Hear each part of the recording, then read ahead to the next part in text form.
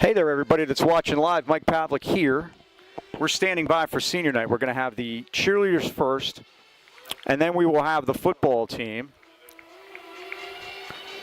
They have the toss out there that they don't give any signals. How about Big Zero? That's Talon Newcomer, old friend Talon Newcomer from used to be a Highlands guy. He's a Burrel guy now.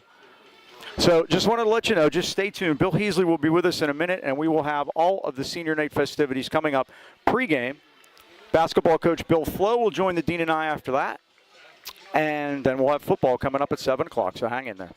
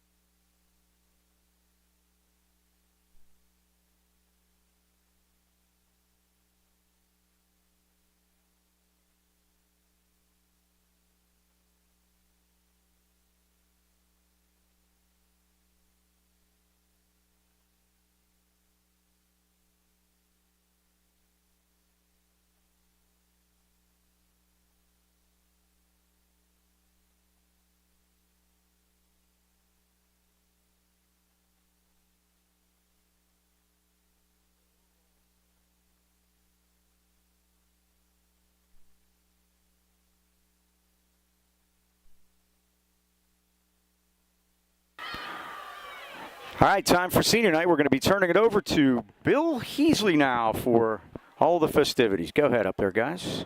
Good evening, football. God damn it. Good evening, football fans, and welcome to Highlands Golden for Senior Night 2024. We'd like to begin the festivities by introducing the senior cheerleaders. Senior football players will be first, and then the cheerleaders before the game. At halftime will be the band. Okay, first for the football team, we have Noah Blythe. Walk fast. Noah's being escorted by his mom and dad, Adam and Mindy Blythe, his sisters Hannah and Gloria Blythe. His future plans are to go to a 4-year college for exercise science. Let's have a nice round of applause for Noah Blythe and his family.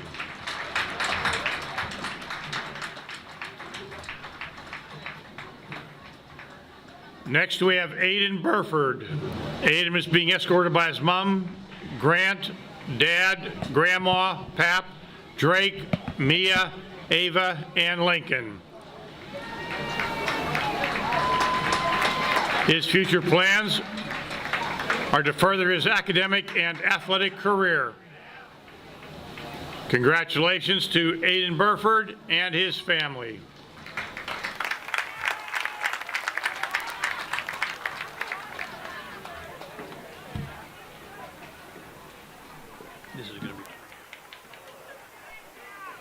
Next, we have Darius Cherry. Darius is being escorted by his mother, Liliana Cherry, his sister, Amani, his aunt, Kaylor, his brother, Andre, and brother, Elijah, his aunt, Sarah, his uncle, Jordan, and Jordan Jr. His future plans to go off to college to pursue a major in electrical or architectural engineering and play football. Congratulations to Darius Cherry and his family.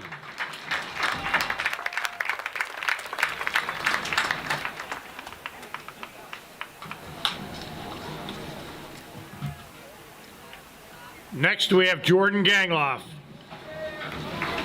Jordan's being escorted by his mother Janice, his dad Bob, and Michelle Gangloff.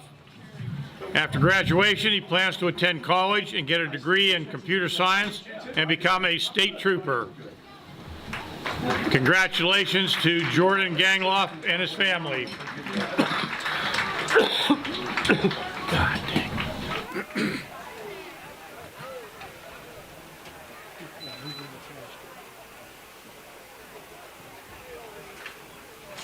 Next, we have Montrell Johnson.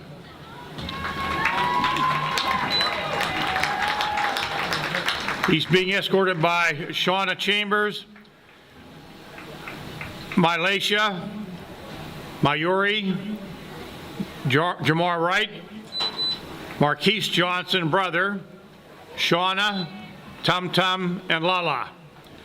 His future plans to continue his athletic and academic career at the University of Pittsburgh and major in psychology. Congratulations to Montrell Johnson and the family.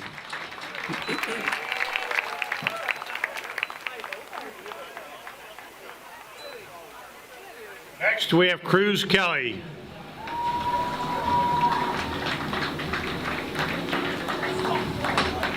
Cruz is being escorted by his mother, Rochelle, his father, Christopher, his brother, Tristan, his grandfather, Eddie Mack, and his uncle, Jamie.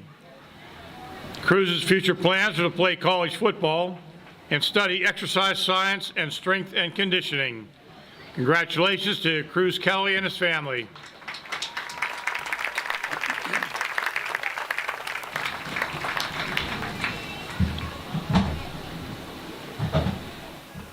Next, we have Braden Big Mac Litwicki.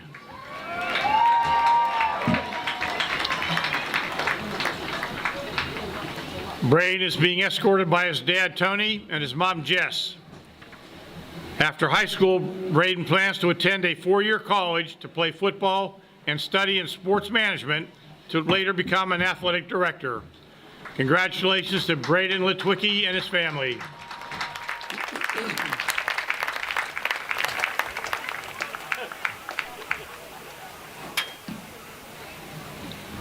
Our next senior is Minaj Lucas.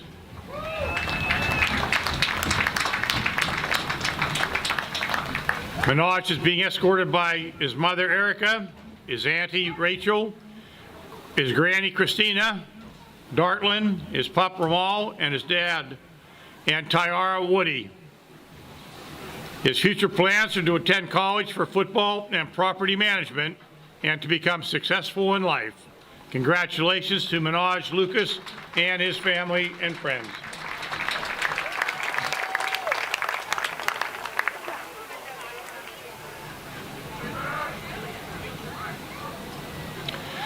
Next, we have Brennan Mara. Brennan's being escorted by his father, Brian, his mother, Gretchen, and his sister, Brianna.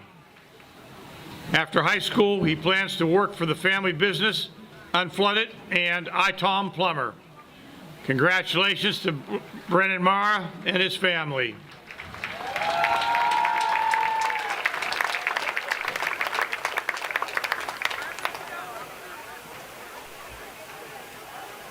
Next, we have James Naviglia.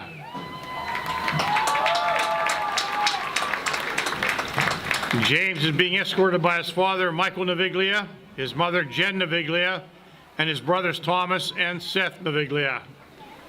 His future plans to attend a 4-year college for environmental engineering or law. Congratulations to James Naviglia and his family.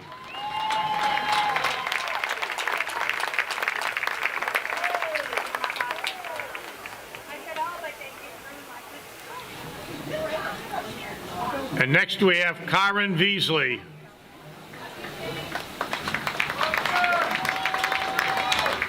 Kyron's being escorted by his mom, Kashayla Lincoln, his dad, Curtis Veasley, his brother, Kavion Veasley, his pap, Henry Lincoln, and his girlfriend, Naima Calhoun. His future plans to go to college and to start his own business.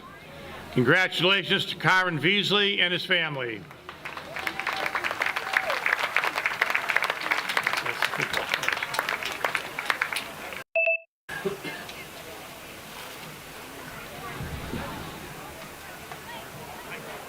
Next, we have the senior cheerleaders. First, we have Emma Black.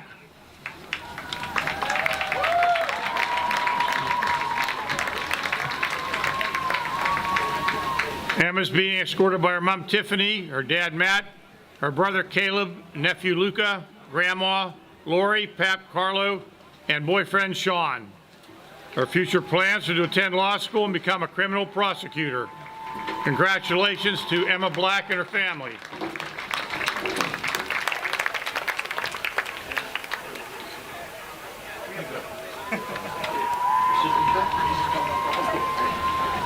Next, we have Kirsten Campbell, a cheerleader captain. She's being escorted by her mother, Keisha Campbell, her father, Benjamin Campbell, and her sister, Cassidy Campbell. Her future plans are to attend Penn State main campus and then the University of North Carolina at Chapel Hill to major in psychology with a minor in criminology. Law school to become a criminal defense attorney is in her future. Congratulations to Kirsten Campbell.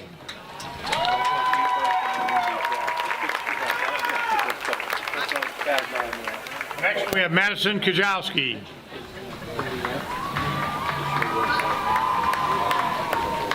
Madison is being escorted by her mother, Lynn.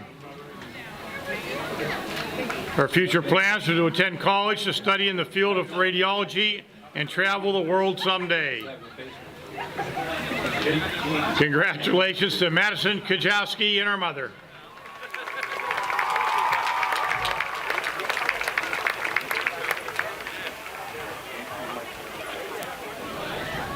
Next, we have Essie Lepinen.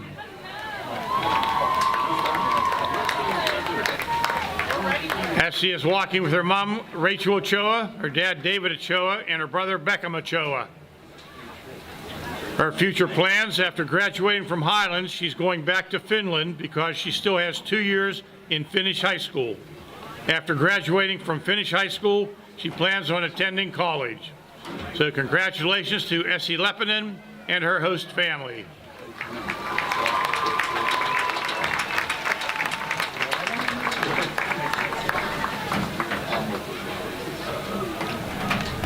Next, we have McKenna Parise.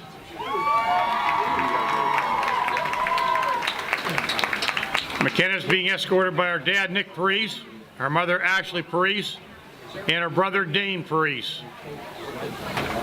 Her future plans are to attend a nursing program to become a labor and delivery nurse. Congratulations to McKenna Parise and her family.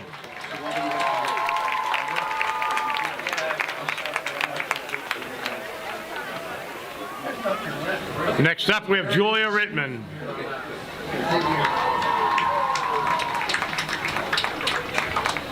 Julia is being escorted by her mom, Stephanie Rittman, her dad, Sean Rittman, her brother, Josh Rittman, and her grandma, Elizabeth Hazlett.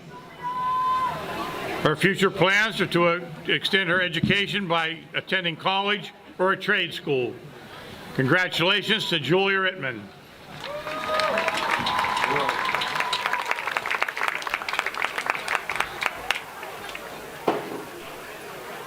And next, cheer captain Leah Taraborelli. She's being escorted by her father, Tony Taraborelli, her mother, Linda Taraborelli, and brother, Luke Taraborelli. Her future plans are to go to Duquesne University for the School of Pharmacy. Congratulations to Leah Taraborelli and her family.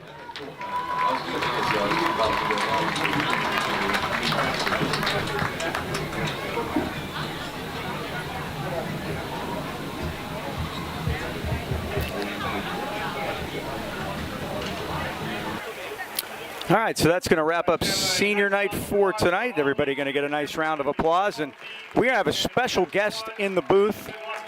And right now I have to grab the microphone so we can bring our special guest in. We want to talk to our new head basketball coach, Mr. Bill Flo. And the dean is going to be along with him in just a second. So as soon as we get this logistically put together, I have to hand these guys a microphone. There's a microphone. Mr. Choma, if you would like, Mr. Flo, go ahead. Well, Mike, we have Bill Flo here. He's our head varsity basketball coach at Highlands, and I want to take a moment to introduce him to the community. And Bill, tell us your background. Yeah, thanks for having me tonight, by the way. Just moved back home from North Carolina a couple years ago. I grew up in North Huntington. I'm a Norwin Knight, but now I'm a Highlands Ram, so that's good. Stayed down in North Carolina for 10 years, coached varsity basketball, football, a little bit of golf, and a little bit of baseball. And just started teaching here last year English. I teach English 12 and English 11, and the position opened up, and I threw my name in the hat, and I got it. So I'm very excited about that. How about your previous coaching experience? Previous coaching was boys varsity basketball and girls varsity basketball in North Carolina, Eastern Randolph High School and Southern Alamance High School. And then when I moved back home, I was the Jeanette girls basketball coach for a year. Well, welcome aboard, and you brought your assistant with you, Zach Gatto. Zach, how about your background? My background is actually, this is my first coaching gig. Thanks for having me, guys. I appreciate it. Just a basketball nut. Grew up playing basketball. I'm from the Massachusetts, Connecticut area. I'm a transplant here. Been here about 5 years now. Honored that Coach Flo brought me aboard on his staff here, and I, look to do some great things with the guys we have in-house. And we hear you live in Burrel now. Is this true? Yes, well, technically New Kensington. My street. I lived on Richdale. Oh, you live on Richdale. Yeah, so I'm cut the long way. I live on Virginia, so okay, so we're right. Yeah. Yeah. We got that. Wife's family's all from Burrell, so that was my first introduction to Pennsylvania. There you go. You can come over and cut up film with them. It'll be good. Well, I always said, too, we've had a very successful program here. Teams don't win, programs win. I've been here, I hate to say it, 50 years with the program. Start with the elementary program. I help out with the middle school now. What are your plans for the program? So we're doing our best to build this up the best way we can. We've had a couple people from the community talk to us about creating an elementary program, which is huge. We heard that's kind of just been hit or miss the last couple years, so we're going to try to build that up the best way we can. Middle school's the same way. Once you guys kind of crank up, we're going to show up a couple times down there. We have the kids camp coming up in November. We're going to have that on a Saturday. I forget the date real quick, November 9th, 10 to 2. If people want to show up, that's also anybody from the Alley-Kiski area if they want to come out too, just to get some guys in the gym and play some basketball. Coach Gatto even said where he came from in Massachusetts, everyone's just a basketball head. He said Western PA hasn't seen a lot of that yet, so we're going to try to build that up here. Like you said, Highlands is a position in Western PA that you want to have. And when it was open, you know, it was a no-brainer pretty much to throw the name in the hat also with teaching. So we're going to try to uphold that tradition. We talk about the tradition every day in practice. We look at the banners that are up in the gym, and the guys have been held a standard. They really appreciate that, and they really want to uphold that. You guys talked about playoffs, and you know that's kind of the standard around here, you know, and winning the playoffs is going to be our standard. So we're going to do the best we can. Well, summertime 7 a.m. practice, the guys are showing up, right? We ended up averaging about 15 guys a day at 7 a.m. in the summer. We had a Friday practice today. We had 15 there today. So a lot of guys are showing up. Great. And what do you think we're going to have this year? We're going to be a little inexperienced. We have Ali coming back and Troy coming back from varsity experience. Those two have been our leaders all fall. Ali's done a great job of being our leader so far. He's really pushed it hard. He's really made sure that he's making sure guys are accountable. And then we're going to kind of see what we got coming from football and a little bit of soccer. And again, very young. Like I said, Ali's the only returning senior. Lost 3 big guys from last year. Again, like I said, it's just a matter of trying to get that blend together. How many men do you think you're going to have rotation-wise? So, like we had said, we're going to try to press a lot. So we're going to try to go 9 or 10 deep. A little different than last year. Coach Dot was a little shorter on the bench, but you kind of do that with the talent you had on the roster. So we're going to throw a lot of different guys at you. We're going to press you. We're going to beat you up a little bit. Our mentality is a grit mentality. We break that down every day. The guys are kind of buying into it. Rebounding last night wasn't like that, but we beat them up a little bit today in practice with that. So hopefully they get that grit mindset as we kind of go through with what we're doing. Well, we're looking forward to it. Coach Flo, Coach Gatto, thanks for stopping by. Again, we're going to start with the tip-off tournament. Going to be kind of early this year. We're going Black Friday, the day after Thanksgiving. Armstrong, Friday, November 29th at 7:30. See you guys there. Look forward to working with you guys all year. Thanks for stopping by. Appreciate it. Thank you. All right, thanks to the dean, thanks to the guys, and we appreciate that. And we will be with you here in a couple minutes. We will have the start of tonight's game coming up at 7 o'clock. We'll be with you then. Stay tuned.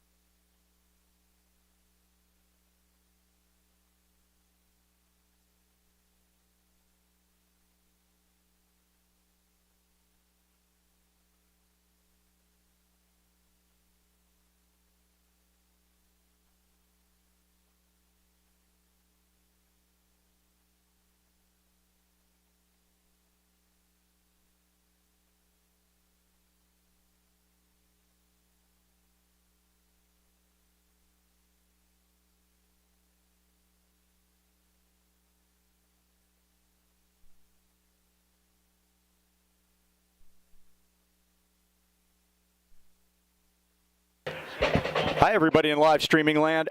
Dom, just letting you know, we're going to start when the boys come out to the ramming, and I'll let you know, okay?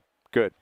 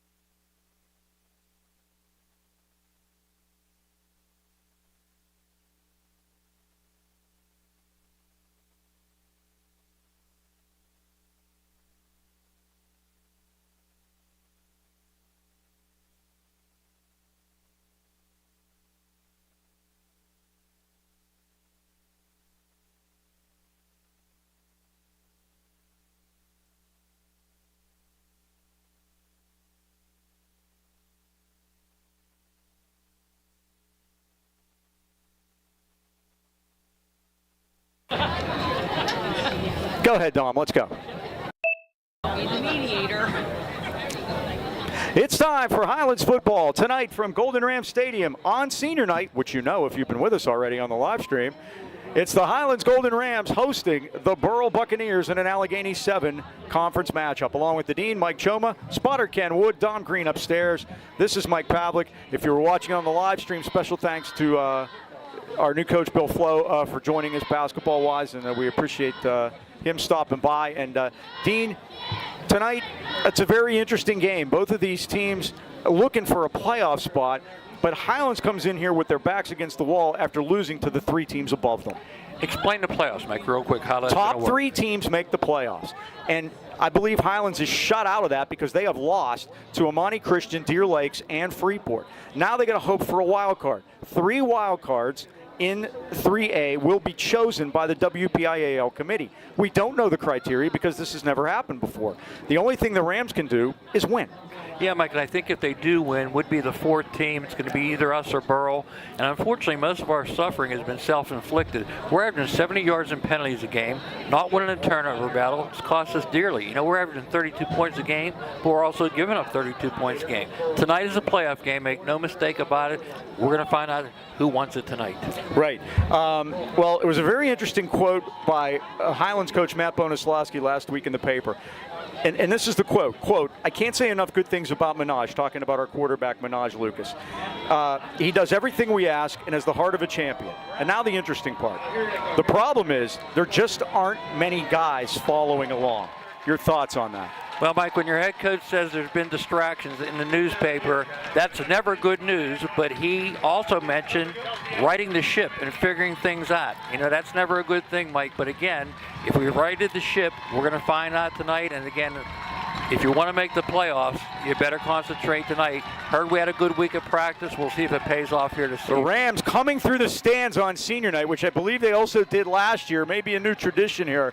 Very interesting with the flags walking through and firing up the crowd as they come through. It's a huge game. A win by Burrel tonight, even though they are only 2-5, but they won their last 2 games. And a win by them, Highlands can't catch them. I think Highlands is done if they lose this game. A win tonight, then they still have a shot. Well, Burrel has a very interesting offense, and they have a player a very interesting player, Trey Corey, a sophomore running back. Yeah, Mike, this Burrel team is literally something else. They basically play rugby, and it's the only way I can describe it. Their tailback, AK Valley Player of the Week, you mentioned Trey Corey. He waits for the lineman to herd up. There's no gaps. All they do is they just push forward like a rugby scrum. He gets in behind it, but it's been very effective for him. He's had 504 yards in the last 2 games, and he has 1,047 for the year on 220 carries. He'll be the guy Highlands has to stop tonight to win this game. Now, you have a theory about what's going to happen. Tell us your theory. I have an interesting thought. Number 0 for Burrel, and the Rams are on the field. Here come the Rams. Lucas did a somersault, Mike. That's more than I could do right now, let me tell you. Number 0 for Burrel is old friend Talon Newcomer. Spent a lot of his early years in school here at Highlands. Wouldn't it be something if somewhere along the line, I don't know, maybe the first play, with all the running that Sean Liotta's been doing at Burrel, that they go play action and go deep to Talon Newcomer to kind of maybe dig the knife into his old friends a little bit? Jim Newcomer would be the happiest guy in Burrell if that would happen. That's Talon's dad. And I'll tell you what, Talon's done a great job in the offseason. Guess where he's been all summer? Don't know, where? Gary Negley's. How about that? Yes, he's been done at Greatness Athletics. And I tell you, every time I walked in, that kid was working his butt off. So he is getting big. And again, the tight end and linebacker here this evening. And he's good looks at the next level. And well-deserved at that. All right, are you or someone you know in need of physical or occupational therapy? Consider the caring therapist at Phoenix Physical Therapy in Natrona Heights. Zach Bartolotta and his staff specialize in one-on-one personalized care, coupled with the most up-to-date techniques and equipment and physical and occupational therapy. They deal with several types of injuries, specializing in sports, orthopedics, vestibular, workers' comp injuries, and women's health and pelvic floor physical therapy. Phoenix will help you with your goal of returning to the activities you love the most. Phoenix Physical Therapy is conveniently located at 1601 Union Avenue, Natrona Heights, behind Eaton Park and St. Joe's High School. They have flexible hours for your convenience and accept most insurances, including UPMC. So give them a call today, 724-224-5090, to set up an appointment. So the officials are getting ready for the toss of the coin. They are out at the 50-yard line. The referee for tonight is Logan Ludwizak. Sound familiar? He was the ref in the game out at Deer Lakes, I believe. Umpire is Timothy Chamberlain. Linesman is Joseph Laziana. Line judge is Jeff Heckman. Side judge is Dusty Dorn. And the back judge is Marty Steele. Mike Burrell, what an interesting season they've had. They talk about streaky. They've won their last 2, but they lost their first 5. The last 2 are conference wins, too. They beat East Allegheny, kind of a surprise there, 22-14. Beat Valley last week, 15-6 in the Battle of Bypass. But a bumpy start to get off. Remember, their coach wasn't there the first 2 games, Mike. He was suspended from last year. We talked about that incident earlier in the up in Mohawk. They got their revenge in basketball. They beat Mohawk in the WPIAL semifinals to go to the championship game in basketball. So they got their revenge. Mike Burrell's going to want to toss. They're going to receive, and it's going to be very interesting to see this offense. I can't wait to see it. It's going to be, I say, it's football versus rugby tonight. Let's see how that works out. Starting lineups when the dean gets to them will be brought to you by Dan Timmons Painting, celebrating 45 years in business. To beautify and protect, call 724-224-2851. So the Rams will be dressed in their home brown uniforms with the white helmets. Burrell in the all-white. With the dark helmets, they have the Buccaneer on one side of those dark blue, almost pewter helmets, and they have numbers on the other side. Just want to warn everybody before, Mike, our defense could be entirely different tonight. We're actually adjusting to their style of play. We're going to play 4 down linemen, 4 linebackers, 2 corners are going to be up at the line of scrimmage. We're going to have a single safety tonight, and that's going to be Montrell Johnson. So it's going to be very interesting to see what happens. And when Burrell gets the ball, let's just concentrate on number 22, Trey Corey. And he's down there. He's one of the 2 men. Also, Stevie Hassan, who's also the quarterback. I took Burrell week so seriously, I actually lived in Lower Burrell this week. There you go. Embedded reporter. Embedded reporter. Here's the kickoff. And this is coming to the near side of the field. This is Hassan at the 10-yard line. Out over the 15, 20, 25, and he's tripped and knocked down at the 25-yard line. Down there for Highlands was number 24, and that is Noah Blythe, the senior, makes a tackle on senior night. Noah gets a start in senior night, makes it pay off. And again, let's take a look at the Highlands defense first. Don Lyman Light would be 44, Braden Twickie at 1 DN. Logan Tees back at the other DN. Happy birthday, Logan. Defensive tackle 68, Cole Schaefer, and 56 or 82, Luke Lyles. Take your pick. Let's see. Linebackers are 56. 11 Aiden Burford, 32 Beckham Ochoa, 7 Derai Carter, 10 Tevon Partlow, and we mentioned the corners will be 15 Kyron Beasley and 4 Darius Cherry. Everybody at the line of scrimmage, Mike. In motion, they give it to Corey, and Corey piles up to the 27-yard line, and it's going to be hard to pick out tacklers. Yeah, it's going to be gang tackling tonight, but look at the bottom there, Braden Litwicki. Corey carried the ball 107 times the last 2 games. Amazing. His quarterback is number 6, Stevie Hansen. The offensive lineman, Mike, and let's give these kids credit because they're really working hard. 72, Ben Burkhart. 52 is Jonah Martin. 54, Jacob Wilson. 50, Weston Baroni. 59, Julian Beard. And they have 2 wingbacks and 2 tight ends. We'll talk about them in the next play. Look at that. Second down 8. Burrell at their 27-yard line. Look at this, Mike. Well, the Rams almost, they split some guys out, and I think they got Darius Cherry to jump offside. Let's see what the call is here. Be interesting. I think that's what happened. There you go, Mike, and here's the penalty starting already. First one on Highlands. Their 2 wingbacks are number 30, Nassan Jones, and number 3, Liam Kasevich. And their tight ends, we mentioned 0, Talon Newcomer, and 18, Patrick Nee. Trey Corey is the 6th leading rusher in the WPIAL. He was 3rd last week, Mike. But he carried it 53 times. Yep. It's not heavy. They beat Valley for the 6th straight year. 2 backs. They give it to Corey again. Corey's hit by Litwicki, and he's dropped for nothing, maybe even a loss on the play. Litwicki busted through there. Minaj Lucas was in there also, and it's going to bring up a 3rd down for Burrell. And I think, Mike, those little penalties, too, we got to avoid those because basically you allow them to make it a 4-down situation. And Here's the thing about Burrell. They're going to run. If they're winning by 7, they're going to run. If they're losing by 7, they're going to run. If they're losing by 70, they're going to run. I told Dom tonight he can keep it kind of tight. You don't have to worry about that. I'm still waiting for that pass to Newcomer. It's coming. If Sean Liotta does have a sense of humor. 3rd down. And they shift. Yep. Newcomer is in the slot to the right. On 3rd down, and Hassan's going to run a toss to Corey this time. Oh, good blocking. Corey gets the 1st down. Up over the 35 to the 37-yard line. 1st down, Bucks. And Lattice down there at the bottom of the pile for Highlands. Also, Partlow and Teague. But again, Mike, we have to have those linebackers pinching in from the side. They went a little different that time with the toss. It's like playing a service. It's the WPIL's answer to a service academy. This is what it's like. And you only see it this week, yes, which makes it hard. Remember the old Katanning offense. Yes, wishbone plus. 1st and 10. Set both wing backs over to the left this time. Hassan barks it and gives it to Corey. Corey is hit, but he gets a couple grudging yards up to the 40-yard line. And it's just the battle of wills. They're just going to keep doing it. How long are you willing to keep tackling them? Logan Lattice and Kyron Beasley in on a tackle. And as far as they're concerned, 3 yards is a win. Oh, yeah, if they do 3 yards 4 times, that's 12. It's 1st down. And Mike, we used the term when Sam Melville was coaching here, root hogging. Root hogging is those 4 guys up front. They just got to go at the ankles of the linemen, chop them down, let the linebackers take a step forward. But I think the 2 key guys are those corners coming across. Let's watch Cherry and Beasley, see what they do here. Again, they motion the men out of the formation with Corey the single setback. Hassan going to keep it this time. Hassan is hit, and did he lose it? Yes. They're going to say he was down. They rule him down at the 39-yard line. Stevie Hassan kept it that time. Stevie Hassan's left-handed. You may not know that because he doesn't throw it very often, but he's a left-handed pitcher on the baseball team. You see him signing something? Hassan's carried it. That's the 48th carry for him this year, so he's run it. So 3rd and 8, Mike. If this is not a passing down, there never was one, and you're saying they're not going to pass here. Nope.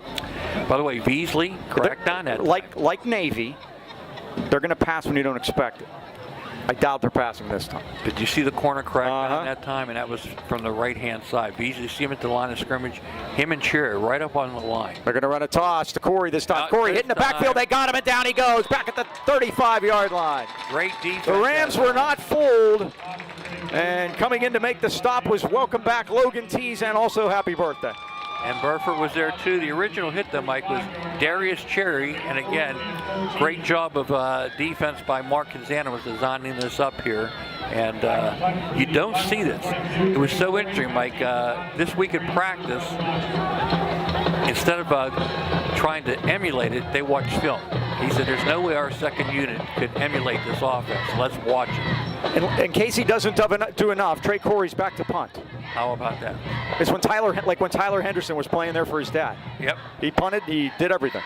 They're trying to take as much clock as they can here. Right? They might have taken too much. The snaps over his head. Corey's back to get it. He's going to get it off, though. The Rams weren't in there. What a great job Corey did. He kicked it out of bounds into the Burrel bench. Well, the Rams might have had a chance there for some great field. They'll have good field position, but not what they could have had. The punt's out of bounds at the Burrel 45-yard line. The fact that they kicked it is amazing. And good news for the Golden Rams. Darius Cherry will get another start at running back. He's back and healthy. Minaj Lucas will be the quarterback, number 8. Wideouts 11 to Aiden Burford, 31 Bryce Tavares, 7 Derai Carter, number 1 Jamar Wright. Our linemen did a great job this year. Center, senior James DeViglia. Guards, Cole Schaefer, Caden Dosky. Tackles, Cruz Kelly's back in the lineup, and Morgan Smith, number 70. First down, Highlands on the Buccaneer 45-yard line. And the give is to Cherry. And Cherry with a couple of yards up to the 42-yard line. Dean, we got a 46 playing wingback in there, and I don't have any idea who that is. Let's see if I can get a body shape there. I think Elijah might be next door. Cherry on the run gets 3 down to the 42-yard line. Second down and 7. Highlands on the Burrel 42. Just underway. And a turn, and they give to Cherry again. Oh, he got a good block, makes the turn, gets hit, head down, first down, inside the 35 to the 34-yard line. So Cherry moves the sticks at first down, Golden Rams. He picks up 8 on the play. Well, Mike, it's senior night, and a senior surprise for us. Number 53 is no longer 53. He is 46. Brennan Mara. He's getting a start at fullback tonight. So, fool us once, shame on us. Fool us twice, you've done it many times. High snap. This is Lucas keeping it this time. Lucas splits outside of the right. Inside the 25, inside the 20, and knocked out of bounds by Newcomer at the Burrel 13-yard line. First down, Highlands. 21 on that play for Minaj. You mentioned Talon Newcomer. He plays linebacker for the Burrel Bucks, along with 18 Patrick Nee, 26 is Parker Logan, 54 Jacob Wilson. That's the linebacker core. They play our defense, Mike, 3-4-4. Get to the Don lineman after this play. First down, Highlands on the Burrel 13-yard line, moving left to right. Hand off to Cherry this time. Oh, but they got him as he's double-teamed by Jonah Martin and Weston Baroni. Both get him and throw him down. That would be your nose guard and defensive end, Mike. The other defensive end is 72, Ben Burkhart. Corners are number 5, Brady Velovic. Other corner is 6, Stevie Hansen. Safety is 15, Nathan Biggio. And the other safety is 22, Trey Corey. Corey usually plays linebacker. They put him back at safety tonight. Try to protect against the Highlands run. Baroni showed a little bit of a mean streak there. I've never seen that out of him. He's a neighbor of yours, right? Yeah, he is a neighbor of mine. Fellow grilling partner, you told me? Yeah, he's always out there on that grill. Second down, 13. Lucas keeps it. They spin him and they got him. And it's Newcomer getting Minaj off his feet at the 15-yard line. You get a yard. You know he's fired up tonight. Oh, definitely. When you come back to your place you grew up at, I think talent stay with us till 9th grade. As a matter of fact, we were at one of the Burrel playoff basketball games last year. If you remember, he sat in front of us. Exactly, yep. Third down now. It's a big one for Highlands. They're on the Burrel 15-yard line. 4:55 left, first quarter, no score. Don't blink, because this one might go by pretty quick. And Lucas going to sprint right. He looks, he fires for the end zone, and that is a Highlands touchdown to Aiden Burford. Senior night, Aiden Burford gets a touchdown. 15 yards, Lucas to Burford, and the Rams are on the board first.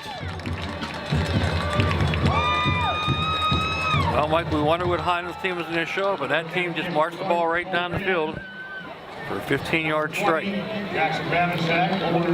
That is the 11th touchdown pass thrown by Minaj this year, and Burford catches his first, can you believe? his first of the year.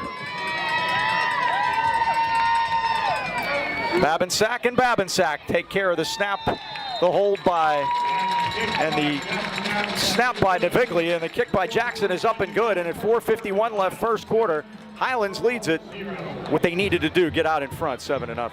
No doubt about it. Well, Philippines Family Dining and Pizzeria was born in Toronto Heights in 1999, and it didn't take long for their name to become synonymous with great food and overwhelming community support. Philippines offers award-winning burgers, wings, specialty sandwiches, wraps, and of course pizza. And not just any pizza, but the often imitated, never duplicated Birdville pie. Made with their special super secret recipe and named in honor of Birdville section of Harrison, where Philippines is located. Kitchen's open after games, so stop by and say hi or call 724-226-3505 for takeout. It's the place for Rams fans to meet and greet. Philippines Family Dining and Pizzeria, Freeport Road in Toronto Heights. Well, the Rams take advantage of that bad snap over Corey's head on the punt. 6 plays, 45 yards, 2 minutes and 24 seconds. Again, Mike, taking advantage of field position. We talk about things that are important in basically playoff games, which this is tonight. It's turnovers, it's field position, and it's not making mistakes with stupid penalties. It's the first meeting between these two teams since 2021. They played here. Highlands won that game 56-7. This is Stevie Hassan again at the 15. Hassan is dropped by Beckham Ochoa as he gets to the 30-yard line. That's where the Bucks will put it in play, 1st and 10. 4:34 left first quarter, 7-0 Highlands. Burrel has not beat Highlands in this century. Last time they won was 1999. We're 5-2 against them overall, correct, Mike? That is correct. This is only the 8th meeting. These two teams have played a combined 1,165 games and only see fit to play themselves 8 times. Crazy. Now, you were at a couple of those games, and you were a Burrel fan, right, when they won? I was working with Comcast, so I was neutral. Yeah, right.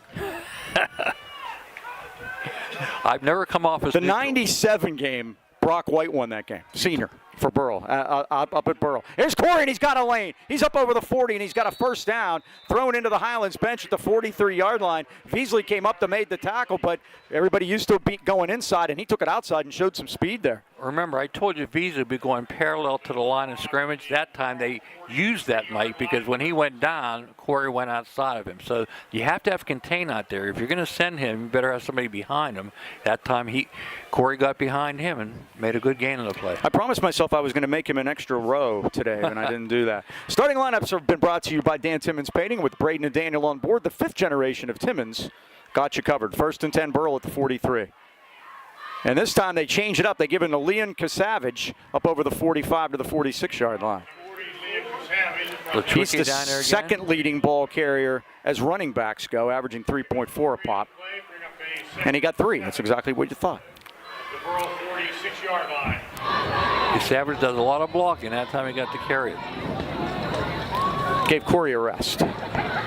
Stevie Hassan goes all the way over to the sideline to get his instruction from Sean Liotta, the former coach at Albert Gallatin. He drove from his home in Lower Burrel to Albert Gallatin every day and back for 3 years. Better man than me.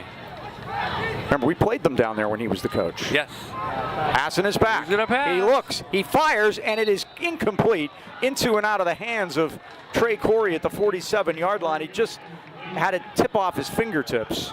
Logan Lattis had coverage. Burrel fans are upset. Did you see something?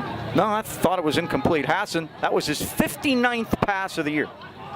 Speaking of Burrel fans, right, nice crew across the way, dressed in their blue, and nice to see the local rivalry games back, because then you get some fans from the other team show up. Speaking of local rivalries, next week we'll go to McGuffey. Oh, jeez. But the following week we finish at Valley, so that's a good one. We're going to stop at Wheeling on the way back. Battlewood Bridge coming up. 3rd and 7. That's in 2 weeks. That's down at Valley. It's our last home game. Yep. Tonight. Hard to believe. Ooh. And the give is to Corey. Corey fights through there to the 50-yard line. It's going to be 4th down. Partlow. Yeah, Partlow lost his hat there. He's going to have to come off. Tavares also in on that stop. 4th and 3. What does Sean Liotta do here? The Springdale graduate. Sean Liotta. Talking to his quarterback. Remember when Jeff Sinclair used to run all the way back and yes, forth? Sir. He ran about 8 miles a game because he always ran and got the play from Sam Albert. Now, what's going to be interesting here, Mike, on 4th down at midfield going for it, do you think they go to Corey? I think so. You got to find him. Or at least they're going to try to draw them offside, if nothing else. And now we have a flag down. Oh, and they false started. Yeah, they were trying a little shenanigans there. That might force a punt. Now, one thing that might not force a punt was that snap that they had. Yes. First penalty of the night against Burrel. Well, now what's Sean do here? Ball back at the 45-yard line. 4th and 8. Stevie Hansen going over, looking for a play. I think they might call time. I think the Bucks are going to call time. They are. Timeout. Sean Liotta and the Burrel Bucks. 2:22 left of the first. If you're planning a vacation or just looking for someone to keep an eye on your pet for the day, then look no further than Pittsburgh Paws Pet Resort. Pittsburgh Paws is located on 4 acres in Fawn Township with plenty of room to run in a beautiful country setting. Pittsburgh Paws is family owned and the owner lives on site. They offer dog and cat boarding, a self-serve dog wash, as well as doggy daycare. Doggy daycare allows dogs to play together in a supervised, high-security indoor-outdoor play yard. Your pup will be assessed for temperament, play style, and placed with the perfect group.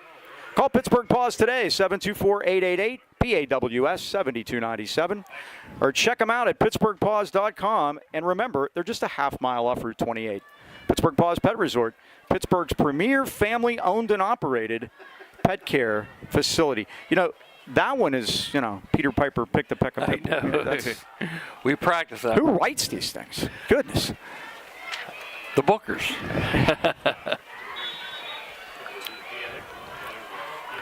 Fourth down. The punt team is on the field for Burrel. You got a punt here, Mike. Back to punt for the Buccaneers, number 22, Trey Corey. Back deep for And Stevie Hassan's the snapper. We saw that with Chandler Timmons here recently. Yes. Let's see if he gets this one back to Corey in good shape. It's a high one. Oh, my. Corey back to get it. Going to sprint out to the right, kick the rugby kick, oddly enough. And out of bounds again into the Burrel bench. So the Rams are going to get great field position again at 1:55 left of the first quarter, and Highlands leading at 7-0. And again, Mike, you can't blame the kicker on those. You got to catch the ball, and these are little things we talked about. And those are twice they made a mistake there. So the Rams are going to have good field position at their 45-yard line. And did what they needed to do. They got ahead. That's going to make it very difficult on the Bucks now. Bucks only average 11 points a game. Sprint draw handoff. Give it to Cherry. Cuts through the middle up over the 50 and into Burrel territory to the 46-yard line. He's dragged down by Nissan Jones, the freshman. Give him 8. Outside zone that time. I don't see that from the Rams very often. It's an 8-yard pickup. And Mike, they give up 27 a game, and that basically came in those 5 losses. Avonworth 28-7, Shadyside 42-7. You know, I haven't done the numbers on it. Maybe we'll do it. Oh, bad snap. Trouble for Minaj. He gets it though, and that's really all that matters. He's brought down for a big loss. Back in Highlands territory as Parker Logan was back there to get the stop on the mishandled snap. I was saying I haven't done the numbers on it, but Highlands has played a very difficult schedule too when it comes right down to it. So back at the 39, it's a loss of 12, 14. 3rd and 16 to go. They got to get to the Burrel 45, and now we have flags down. Yeah. Bucks are clapping. Yeah. Rams are backing up. 2 for 10. No explanation, just a 5-yard penalty. Mike, the rest of their schedule, they lost to Mount Pleasant 23-13. Burrel lost to Derry 32-13. Freeport really surprised Mike, 42-0 that game. Of course, Freeport came in last week and beat us. So it's been ups and downs. The last 2 have been up for the Burrel Bucks. 3rd down, 21, approximately. Lucas is back. He looks. He steps up in the pocket. He has time. Pumps, gets hit, and fumbles. It's loose. And Burrel has it at the 30-yard line. Kept trying to look downfield, Mike, and unfortunately for the Rams, Nissan Jones has it for Burrel. And he got popped by number 50. And a big problem that Highlands has been having here recently are the turnovers. 2-0 last week, and they're at -3 now. That's 11 times they've turned it over. And Burrel on the front porch. First down at the Highlands 30. Speaking of the front porch, that was your neighbor, Weston Baroni, that jarred that ball. Yes, it was. What did I ever do to him? 14 seconds left of the quarter. Things have turned sideways for Highlands in a hurry here. At the Highlands 30. Nothing doing that time. Now this time they give it to Corey, and the Rams are waiting as he's dragged down by Logan Lattice. Back at the 32-yard line. That was the nose tackle. He got through, Mike. Those tight formations, that time he broke through, and that's been the final play of the first quarter. It is. The first quarter is over here at Golden Ram Stadium with the score, Highlands 7 and Burrel nothing. Mike, since it's the game going out to our friends in your hometown of Lower Burrel, I want to give a plug and a shout out to one of my friends, Bill Clems. He owns and operates Bill's Computer Repair and more. It's right on 3036 Leechburg Road, Main Drag in Lower Burrel. I bought all my computers from Bill, including the one we're using tonight to live stream this game. Not only does he sell you the computer, he gives you a 2-year warranty, does all the repair work himself, any type of computer. He also sells and installs security cameras, so give him a call at 724-212-7516 for all your computer and security camera needs. But there's more, Mike. There's more. He recently purchased the Repair Whiz at 122 Kerr Road in New Kensington. There he repairs all types of cell phones, iPads, and Macs. So again, you want to contact him at 412-223-5343. Milo, you met Bill last time. Yes, I did. My computer updated. And I know I grew up on the same street that his grandparents lived, the Smiths. Good guy, hard worker, busy, and I trust him with all my computer and phone needs. You should too. All right, Burrel now with its 2nd and 12. The big eye, Mike. Hassan is back, and he fires downfield, and it is leaping catch made by Talon Newcomer at the 16-yard line, and he's getting up slowly. What a catch he made. Montrell Johnson made the stop, but again, that's not a fair matchup when you got big Talon Newcomer and Montrell Johnson. Montrell only 5'8", Newcomer 6'4", Mike, and he won that battle. He did indeed. He's getting up very slowly over there. He landed funny on his back. I think he landed on his back. Yeah. He might have knocked the wind out of him. Let's hope that's all it is. But it's a big game for Burrel. It's going to be down to the 17-yard line. It's a 15-yard gain and a first down. There's your pass to There it was. Talon Newcomer. Mike called it, and Jim is happy. Jim is happy. That is his 7th reception of the year. That leads the clock. There you go. All right, and Mike put in good field position too at the 17-yard line, 1st and 10. Now you're going to see a heavy dose of Corey. They came out in the big eye last time, Mike. I love it. They've been running that since Tom Henderson. I'll tell you the story. They give us to Kasavage, and the Rams have him, and Cole Schaefer's in there to bring him down after a loss of a yard. Tom Henderson back in the 90s went to a coach's clinic, and Lee Corso was there. And Lee Corso invented that play at Indiana. And that's where Tom Henderson got it. It's been in the playbook ever since for 30 years. And they used to run that very powerfully. Yes. Yep. 2nd and 11. He had a big back. I forget the kid's name, but boy, he just ate off that. Cole Bush. That's who it is, Cole Bush. Yep.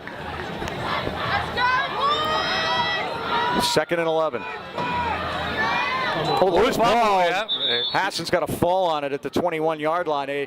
With so much misdirection, and a lot of times you can have ball security, as Stevie just popped on it.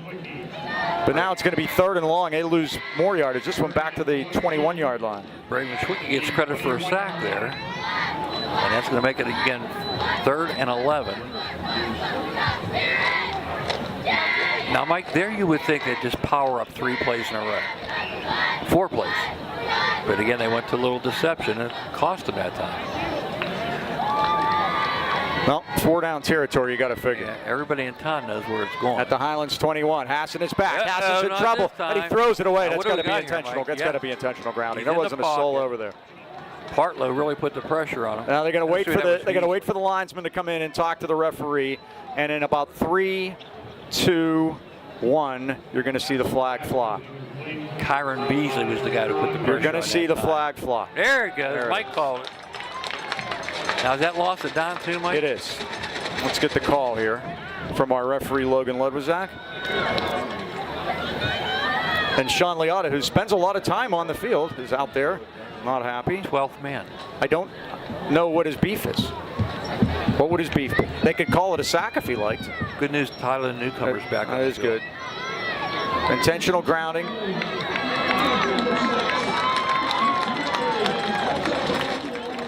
And it's 4th down. So you get the loss of down that goes with it. Sean Liotta is beside himself. I have no idea why. Yeah, I mean, it's He better be pretty careful clear. because remember now, Yeah. Get another one. if he gets another one, the next suspension is going to be longer than 2 games. Yeah. He's going out of his mind, Mike. He's grabbing his head. So it's a 5-yard penalty, I believe, from the spot of the foul. And they're just now, let's see what they're discussing. I can't imagine what they're discussing. It was as obvious now. Again, we had these guys at Deer Lakes, and they had more caucuses than Congress. Yes, I remember that, Mike. And you wonder what is going on, huh? We're going to change our mind, aren't we? Now we're going to go a little more than 5. Okay, Go so 15. no, it's 5 from the where slot. he threw it. Gotcha. Yep. So you get the sack, Now, do you kick him in the hole, Mike? and now the ball's back at the 40. Yeah, you got to kick it. And it's 4th down, and West Trentham. They got to get to the 8. So the good news is Highlands survived the turnover. And a 5-yard penalty on the Bucks. So they apparently. Keyword.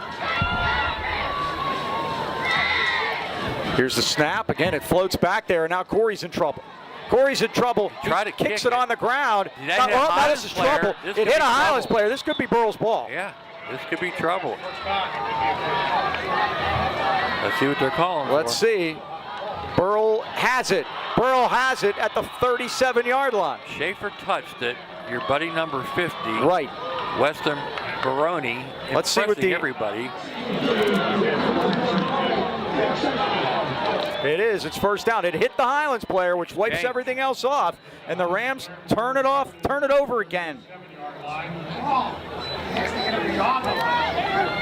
Tom Stabile says it has to hit him beyond the line of scrimmage. The line of scrimmage was at the 40.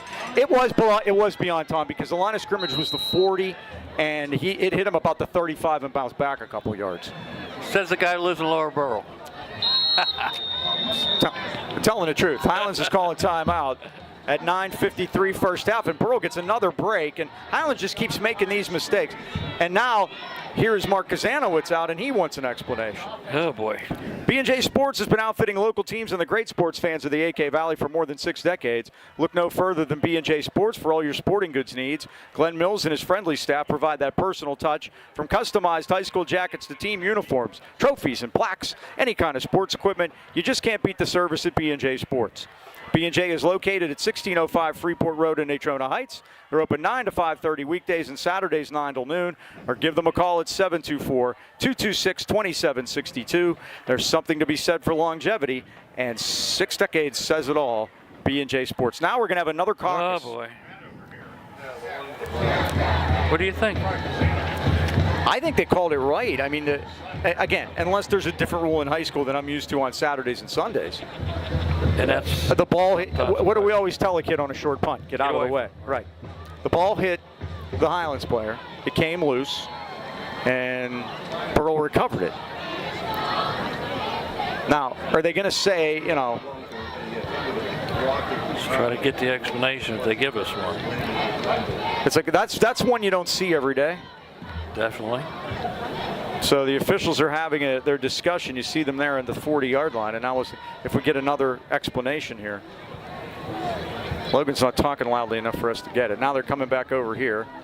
Matt Bonaslawski's going to get probably the bad news, because they wouldn't be coming all the way over. Boy, why isn't Sean Liotta all upset now? I think he got it going his way this time. Well, we know Schaefer touched it. There's no doubt about Right. it. Hit him in the back. And and it shot back off of him, came back to where it was recovered. Boy, how about Trey Corey, though? These exciting kicks, punts. All went beyond the line of scrimmage. It hit the Highlands guy. Oh, hit the now it's a free. Right.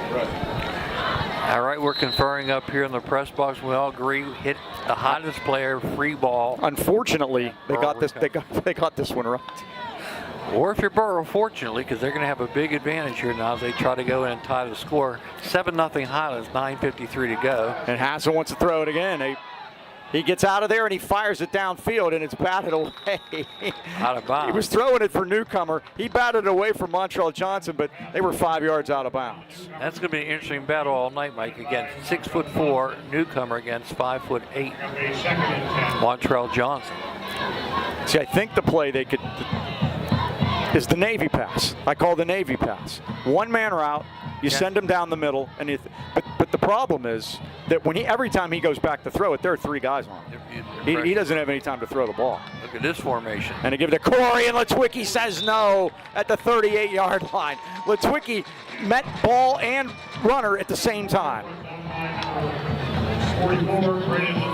That time, Mike, they lined up Jason Wagner in the backfield, and he come plowing through, but boy, they're going to give him great yardage on it. My goodness.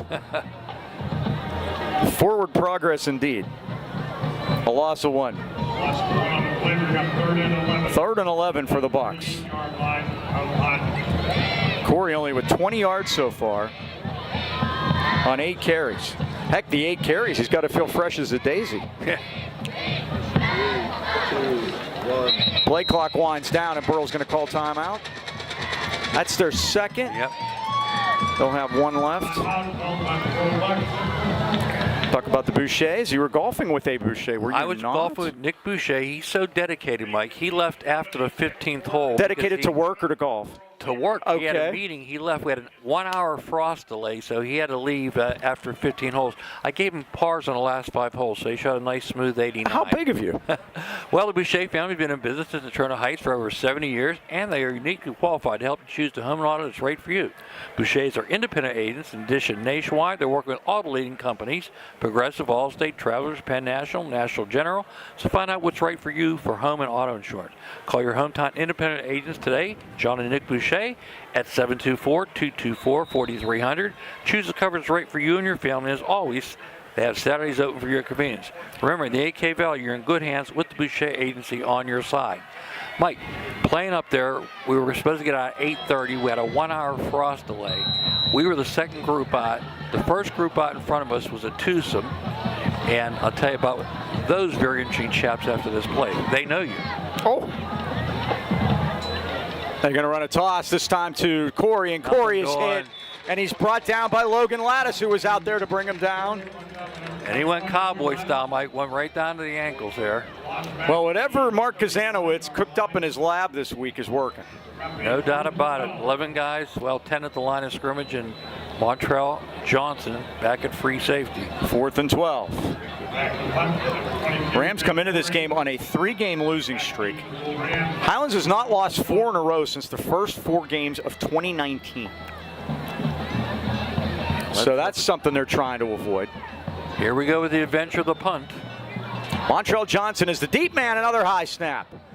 And Corey gets this one and he whacks it. Johnson's going to take it at the 4-yard line. He's got a lot of room. He's over the 15. Needed to keep going. He needed to keep going. Him slowing down. He could have come to the near side of the field. He had a 25-yard line easy. Sure did. But it's easy from up here to see that. So the Rams will have it 1st and 10. Good coverage by Burrell that time.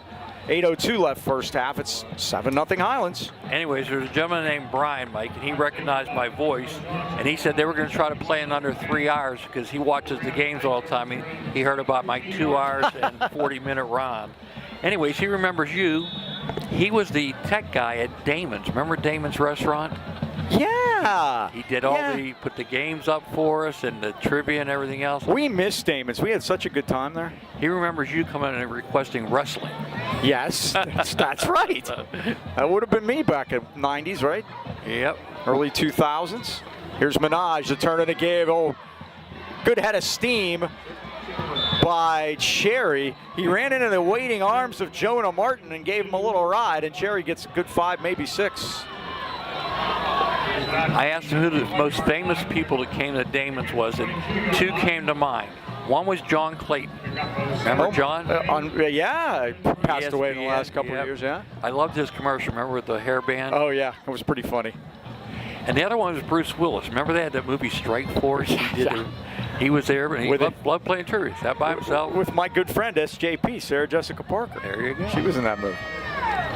John Mahoney was in that, too. And here is Lucas. He's going to go deep. Wide He's got open. Wright down there. There Wright's goes. got it. And Wright pulls it in at the Burrel 40-yard line and out of bounds. He beats Stevie Hassan on the play. That's the big playability, Mike, and we're getting them back. We haven't had that the last few weeks, but there's a big one for the Golden Rams. Fourth first down of the game for Highlands. A 41-yard reception. Minaj now 2 for 2 for 56 yards.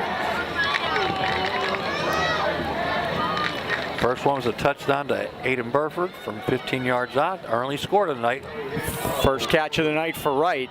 And a spinning move there as Cherry tried to get off the right side, but he's grabbed and spun around by senior Jacob Wilson and brought down. Jacob Wilson was sorting the laundry there, Mike. He first grabbed Minaj, and then Minaj handed Throw off guys to off Cherry. till he finds the ball carrier, right? Yep. A 3-yard loss back to the 41. Second and 13. There was a guy from Green Bay, became a minister, and he was just a big terror. Reggie White. Yeah, he went on to play for the Eagles, right? Yes. I saw him one time pick up Barry Sanders and throw him at the quarterback and knock him down. How do you like that? The minister of defense. He was something. That's what Second and 13. happened on that play, yeah. And Minaj going to keep it. Going to sprint to the near side of the field inside the 35. He's at the 30, 25, 20, 15, 10, and out of bounds with a first and goal at the Burrel 8-yard line. He has an ability to bounce off of people, Mike. It's amazing. You know, he gets hit, but they just bounce off. And that's to his credit. He has great balance, and again, a strong guy to do. It's a 30-yard game. They're going to mark it at the 11. It's first and 10. Highlands can get a first down at the 1-yard line. Rams trying to take a 2-score lead here. Clock is stopped on the out-of-bounds play. 6:20 left first half. Highlands leads at 7-0. We mentioned in the open that Trey Corey was the player of the week in the Valley.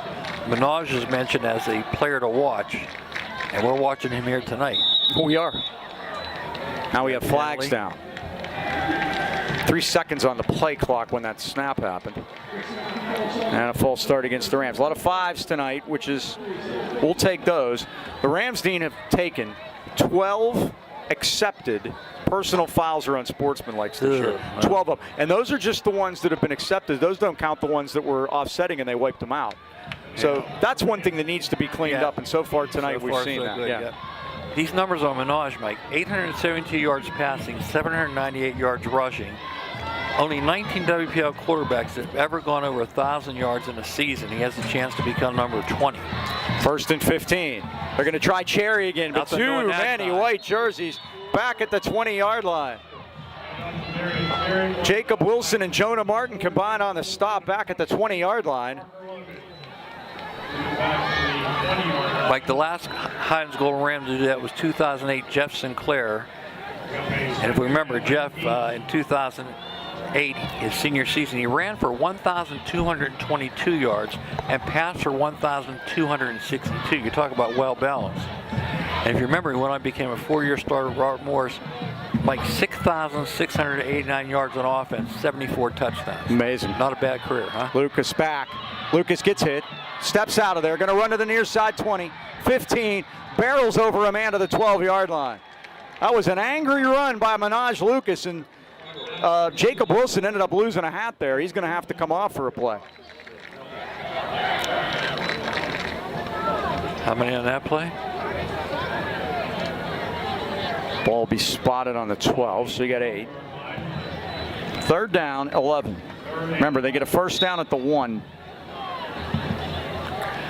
By the way, Mike, of those 20, Sky Moore did it twice. Sky Moore? Yep, playing for Now with the Chiefs. Where did he go to college? Western Michigan, I think? He did, yeah. Row that boat. Shady side. Jackson Babbitt 2 for 2 in field goals this year if they decide to go that route. Uh-oh, they're coming up Minaj's back. He sprints right. He's at the 10. He's at the 5. He's into the end zone for a Highlands touchdown. Untouched from 11 yards out. Now Minaj having a night. He's thrown for one and he's run one in. And at 4-4-4, no big whoop. Left of the first half, it's 13-0 Highlands. And realistically, Mike, it's been all Highlands so far. Minaj with his 13th rushing touchdown of the year. Babinsack on for the extra point. 21 out of 24, make it 22 out of 25. And the Rams lead it 14-0. It's been all Highlands. Speaking of Highlands, let's talk about Highland Tire. There's no better time than right now to stop into Highland Tire and Highland Integrity Alignment, your family-owned and operated hometown choice for tires in AK Valley. Highland Tires offers one of the largest and most complete inventories of tires and custom wheels in the Pittsburgh area. And if you don't see it on site, they'll order it for you. At Highlands Tire, you are their #1 priority. Stop in today and see why Highlands fans choose us for tires, auto repair, and oil change. Visit HighlandTire.com or call in Trenton at 724-224-9222. And in Trenton Heights, 724-224-7900 or Highland Integrity Alignment at 724-224-5900. Highland Tire, service, integrity, price since 1961. We deliver. Mike, when I have to call, guess what? I don't have to think of the number. I've said it so many times, I haven't. 222-222. Babinsack will kick it off. Peanut Gallery checks in. Want to get that movie right. It was striking distance. Really? Yes. Can I imagine who John of the Peanut Gallery would be? That's correct. Hey, I got the stars right. The thing, we have offside on the kickoff. The thing about that movie that I thought was interesting, in the opening chase scene, that there was no way they were coming across the Bloomfield Bridge and then they ended up someplace on the complete other side of town. There's no way that could have possibly happened. You had to be from Pittsburgh to know what was wrong with it. Well, the Three Rivers was the star of that movie, too. No doubt. I swear they're still down there somewhere. And the one guy was on Fraser, right? Yeah, John Mahoney. Yeah, he played the dad. Now, this is a 5-yard offside against Highlands on the kickoff, so they'll do it again. Well, we've doubled up in penalties. We have 20, they have 10. I was telling Bill Flo about what a nice job they did of redoing the press box here this year. Tony Litwicki and the worked countless hours to get that done. I wanted to make sure to get that in before the night was over again. Yes. What great work, a new counter, the new paint job. We got Mr. Natowski's artwork down at the other end. Just gorgeous. Tony, the booster president for the last few years. This one's to the near side of the field, and Corey's going to take it back at the 8, and they got him pinned. Yep. You know, if Bones would take that every time if he could do that every time. That's a great kickoff. That's right. Hey, did you see last night there was a dynamic touchdown on a kickoff return by the Seahawks? If you had the Seahawks defense in fantasy, you're a happy guy. Man, I had, you know what I had? I had George Kittle over 4.5 receptions. He came out of the locker room, came back onto the field, and caught the last touchdown for his 5th catch. Yay me. First down at the 15 now for Burrel. Yeah, we have a player shaking up on the play.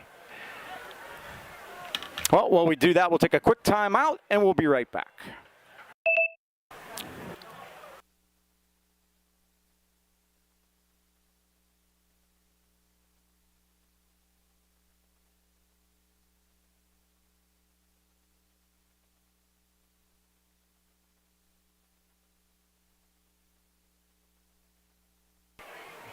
Okay, Don.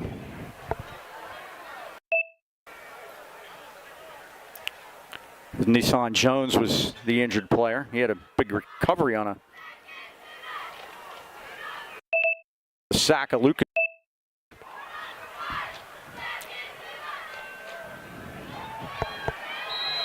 So it's first down, Bucks at the 15. 4:34 left, first half. Highlands leading at 14-0. First time they've had a sizable lead in a little while. And they give it to the dive back. I feel like I'm in the 70s. And that's Kasavage. And Litwicki down there again. He's having himself a heck of a night 2 on yards. senior night. 6 tackles so far and a sack. Second and 8. Timeout situation. Highlands has 2 left. Burrel has 1. And Stevie Hassan making the long run over to Sean Liotta and then back over to the huddle now. And again, a little inside baseball. When you see the record and pause button, we're simulcasting. This is live, but we show an abridged version next day at Highlands High It's the Highlands High Sports. It's the Notre Dame version. Exactly. And also on Comcast on Tuesday. Nothing doing that time for Mr. Corey. No, he's brought down at the 15 that time as he tried to stretch it. But that was Logan Lattice. And He's had a Cherry. Yep. He's had a big game tonight. And again, his defense, Mark Kazanowicz is employing, basically it's stringing everything out too, Mike. He's not getting any east or west. He's got to go north and south, and that's all jammed up too. Again, 3rd and 9. I think Darius Cherry might be cramping a little bit here, and he's trying to stay out there. if you're just joining us, we're not playing our normal defense. We're playing 4 down linemen, 4 linebackers, 2 cornerbacks at the line of scrimmage. Any guy back, you'll see him in the picture, is number 3, Montrell Johnson. Look at everybody at the line of scrimmage. Up, whistles, and the play clock ran out. Yep. Oh, they're going to say it's a false start. They were hurrying because they saw the 0 coming onto the play clock, and Burrell's going to move back 5 more. A lot of 5-yard penalties tonight, a lot of pre-snap stuff. We've had 7 penalties, Mike, all 5 yards. 3rd and 14. Yeah, the defense is interesting. It's the same guys. It's just deployed in different areas. And the defense has gotten better. I thought they played a very good game last week. It was 7-0. It was 7-0 with, not much time left in the first half. 2 minutes left, and then that 65-yard touchdown pass broke their back. Passing. Hassan gives it, and it is sprinting outside to the left is Newcomer. And Newcomer gets back to the back stick, and that's about it. As he pulls it in. Lattice and T's in on the tackle. Call it out to the 18-yard line, and it's 4th down and 7 for Burrell. Good to see Logan T's back. Newcomers caught them both. But the birdie picked Highlands 20-14. I've got a bone to pick with the birdie. The birdie's on a roll, by the way. I remember when I called out the birdie, he needed my little pep talk. Well, last week he fired up the Freeport defense saying Highlands will score 42 points on them, and Coach Galliot made a point to say that in the newspaper that, again, don't tell our kids they're going to have 42 points score. I'm not going to get away with it. Allegheny 7 this week. Mike, big game tonight. Imani Christian hosts Deer Lakes in a battle of the unbeatens in the conference. Imani's coming off a 71-0 win over East Allegheny. Deer Lakes got beat last week bad by Beaver, Mike, 42-0. So they're going to play tonight for the conference title, basically. Valley hosts East Allegheny. Someone's going to win for the first time tonight. And in a non-conference game, Freeport goes to Hopewell. So Corey will be back to punt. Highlands called that timeout. Each team has 1 left, 2:34 left. Good snap this time, and Corey punts it. But the Rams were in there. Partlow might have even got a hand on it. And it's going to roll dead, and Highlands going to have great field position at the Burrell 31-yard line. Burrell special teams, even though they did recover the one off the funky punt, are hurting them right now. 2:24 to go in the half. Highlands looking to try to put another score on the board, leading 14-0. Those of you on the live stream side, stay tuned at halftime. We will have senior night for the band. I'm going to put my jacket on, Mike. It's chilly on top. And I'll go up there and film that senior night for the band. All right, let's see if the boys can put another score in. They have great field position again. They had a short field earlier. They had an 84-yard drive the last touchdown, but they had a 45-yard drive in the first half, and now they're going to have it. There's a flag down at the 29, and this is going against Highlands, it appears. What could that be? Well, let's see.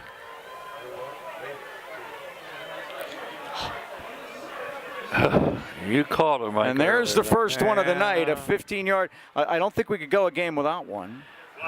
I don't think we have, huh? That is the 13th such 15-yard penalty against Highlands this year.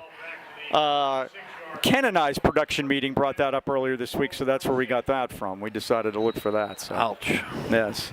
And again, good field position still, but not great. Nah. So it's back to the 46.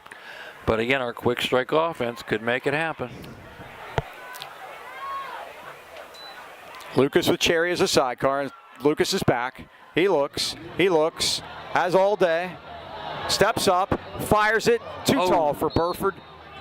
Burford was open at the 32-yard line, but pass just carried a little too far for him. That's the first incompletion by Minaj tonight. He's only thrown it 3 times. Yes, and Mike, what happened was he was directing traffic back there too. He had plenty of time. Well, he had enough time to make a pizza back there, which is not what it's been recently for him. Remember last week, Freeport was all over him. They sacked him 5 times. How impressed were you by that Freeport team? I was. They came to play. Very good, very disciplined. I'm blaming the birdie.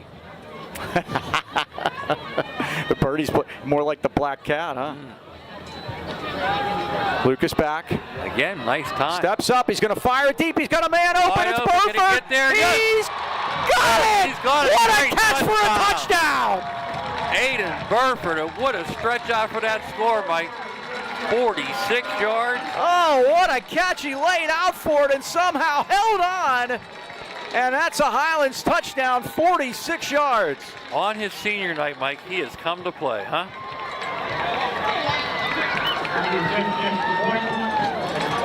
Burford, who hadn't caught a touchdown pass all year, has 2 tonight. Showed up on senior night, Mike. Wow, what a play that was. Naviglia snaps it, Babinsack holds it, Babinsack kicks it, and at 2:05, that took the Rams 19 seconds, and they lead at 21-0. You talk about a quick strike offense, Mike, there it was for you. Wow. Holy smokes. And like I said, how he extended, just amazing. Well, Joe Lucchino's son Joseph proudly welcomed Lucchino Insurance and Financial Group, serving the AK Valley for decades. Lucchino's are a broad-based financial advisory firm with a wide range of opportunities for both you and your business. You may not think life insurance is important now, but again, getting the right policy can help pay expenses later. Joe and Joe always know they're located at 2318 Freeport Road next to Donut Connection, or call 724-224-8908 or 724-905-7583. Why wait? Let Lucchino Insurance and Financial Group put you on the road to financial stability today. Mike, last Thursday night we got to go with Joe Lucchino and his wife Mary Jo down to the Heinz History Center. New York Life is very involved with something called the Caring Place, and it was a fundraiser for that group. What they do is they help bereaved children, with their, getting over the loss that they've suffered. It's a great thing they do for them. Corey lost the handle at the 12-yard line, and that gives the Rams time. Well, their coverage units have been pretty good all season, and that's 46, who's Mara. Mara and Beasley down there. Brought down by number 15, Conrad Beasley. Number 46, Brendan Mara. Burrel take over at their own 12-yard line. So the Rams will push them back. 1:58 to go. Burrel only has 1 timeout left. The Rams lead at 21-0. They've done everything they could do here tonight. Need to win this game. And, we talk about next week's game being a non-conference game, but guess what? Now that you're going for a wild card spot, it's just as important as a conference game. McGuffey hasn't won yet, so. You don't want to be the one. And first down Bucks at the 12. tonight, Mike, they're at Avonworth, so I don't think that's going to happen tonight either. And they give us to Corey off the left side, and Corey may be a yard up to the 13-yard line. Well, the Highlands defense tonight's been spectacular. They have got to the ball, that's for sure. 2nd and 9. Logan Lattis in there to make the tackle. His 5th. Corey only has, after the last 2 weeks, where Corey gained 516 yards, tonight he has 19 yards. Well, Mike, again, all week they focused on him. I think Mark Canzano did the right thing. Instead of trying to emulate him, they kept watching film on him to design their defense around. And I think this is. Mark's taking this as a big rivalry game from his days at Valley. Yes. And a give, and now there's your scrum, Dean. Yep. As Corey through the middle. No, it was Jonah Martin, the big 52, the big guy in the big eye. Yep. Burford down there on the stop along with Cole Schaefer. Ball to the 17-yard line. Bring up a 3rd and 6. How would you like to see him coming at you, Mike? No. To the 17 for 4. 3rd down. 5 to go. Clock winds to 46 seconds. 6'2", 235. Mm-hmm. And Burrell seems to no rush, Mike, because they don't have to No, punt they're this not. thing. How does 35 seconds. They could if they want to. They give to Corey. Corey is hit, and he's dropped at the 18-yard line. Now we'll see if Matt Bonaslawski, he's going to, at 28 seconds. Their punt team's been such a disaster. Why not? Beasley and Tees in on that tackle. The gain is a yard to the 18-yard line. It's 4th and 4, and Burrell will be forced to punt. Well, let's send the Czar's Army, right, Mike? 28 seconds to go in the half. It's Highlands 21. Burrell 12 carries for Trey Corey. His last 5 carries, 6 carries. You ready? -2, -1, -1, -1, 1, and 1. And again, hats off to the Highlands defense, Mike. They have come to play. 4th down. And I'm going to tell you, depending on this, at 28 seconds, the Rams would have a chance to maybe try a field goal here. How long was the last drive? The last drive was a drive of 46 yards on 2 plays for 18 seconds. So there you go. We got 28. Plenty of time. Plenty of time on the clock.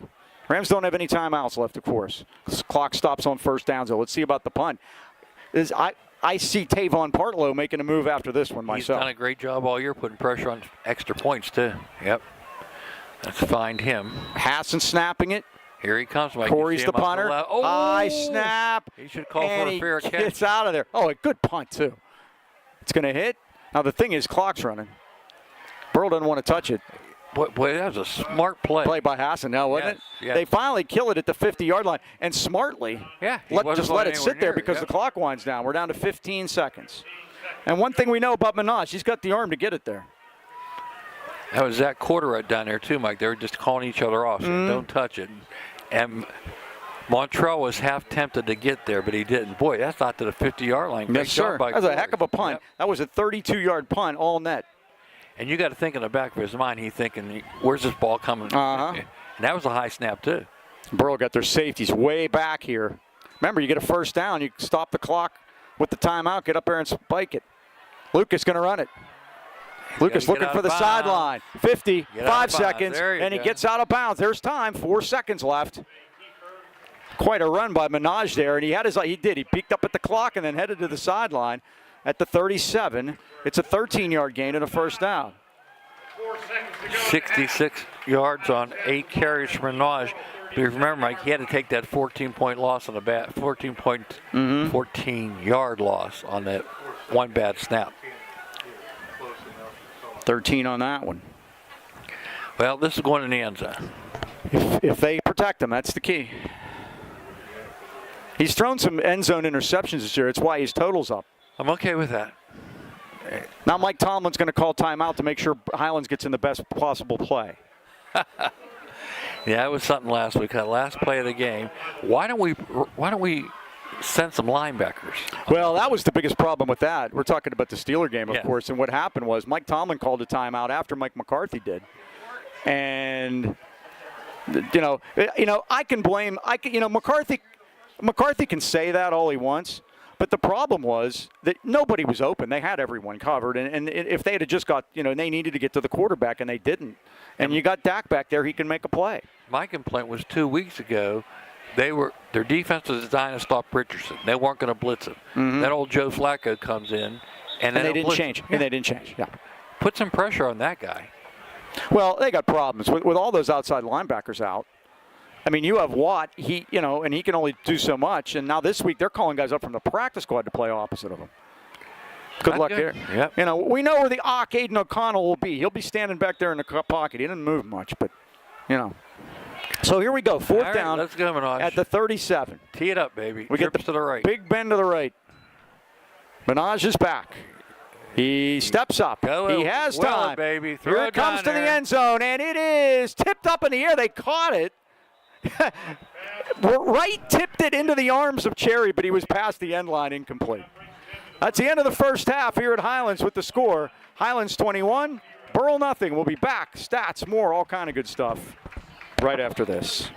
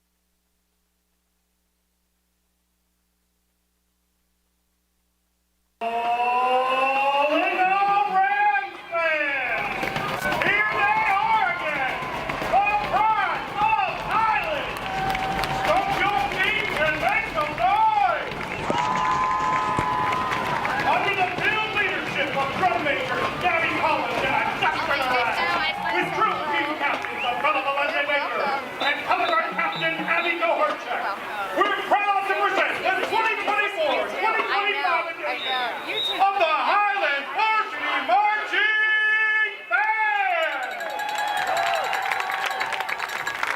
Tonight we celebrate our senior members and thank them for their years of dedication to the Highlands Band program.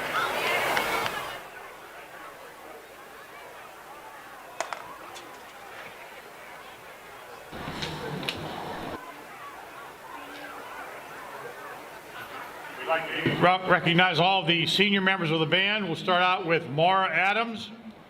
She's being accompanied by her mom, aunt, uncle, and brother.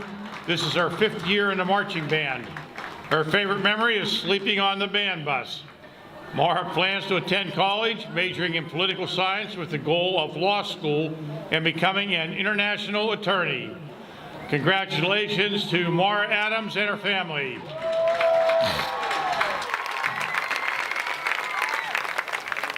Next, we have Zachary Cowan, accompanied by Mom Bella, Dad Jason, and brother Zane. This is his 4th year in the marching band, and his favorite memories are the band trips, except for the long bus rides.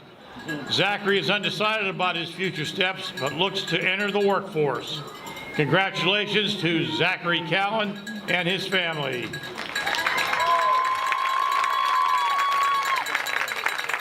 Next, we have Gabby Collins. She's accompanied by her parents, Martin and Christine, and her sister, Elena. This is her 4th year in the marching band, and her favorite memory was finding out she made drum major. After high school, she plans to attend college for political science. Special congratulations to Gabby Collins and her family.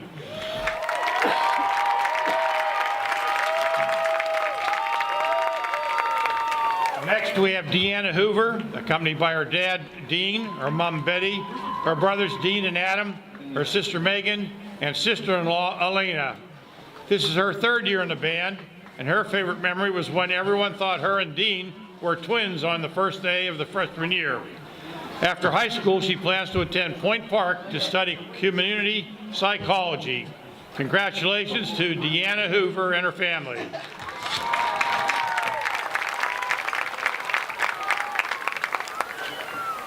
Next, we have Alexis Carnes, accompanied by her father, James, her mother, Annette, Grandma Hope, sisters Caitlin and Sarah, and her brother-in-law, Ian. This is her 3rd year in the marching band, and her favorite memories are the bus rides back with all the loud music. Alexis would like to thank Mr. Lynn for his efforts, and after high school, she plans to attend college to become a nurse. Congratulations to Alexis Carnes and her family.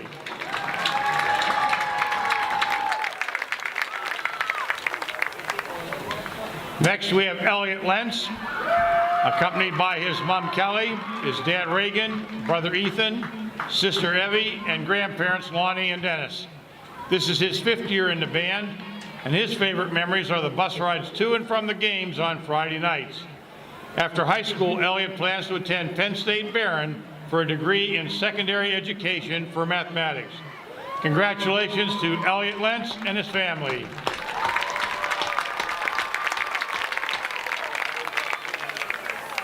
Next, we have Samantha Markey, accompanied by her mom, Suzanne, and Aunt Michelle.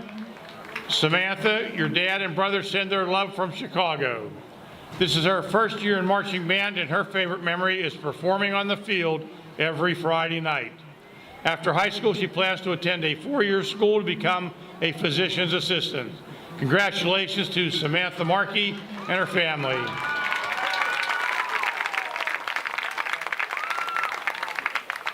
Next, we have Gus Narang, accompanied by his mom, Priyanka, and his dad, Abhinav. This is his 4th year in marching band, and his favorite memory is going to Florida with the band and riding all the roller coasters with Colton. After high school, he plans to go to Penn State to major in aerospace engineering. Congratulations to Augusta and his family.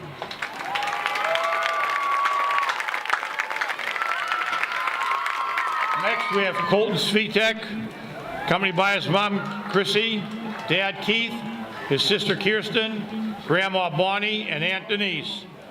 This is his 5th year in marching band, and his favorite memories are going to amusement parks on the band trip. After high school, he plans to go into the electrical field. Congratulations to Colton Svitek and his family.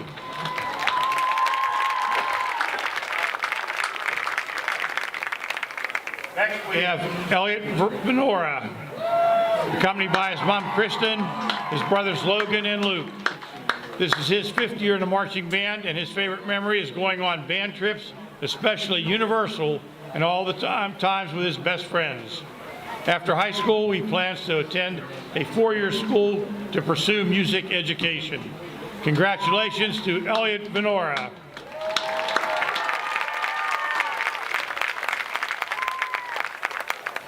And next we have Connor Whalen.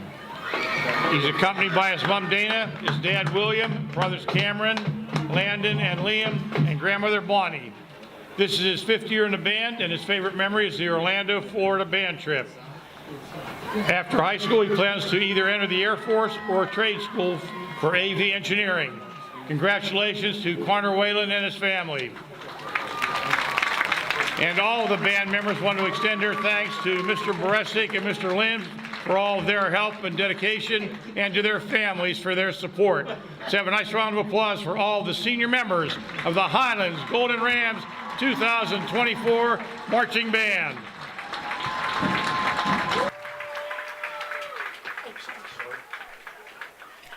Now please join the band in our Highlands High School alma mater under the direction of senior band member Colton Sweetzak.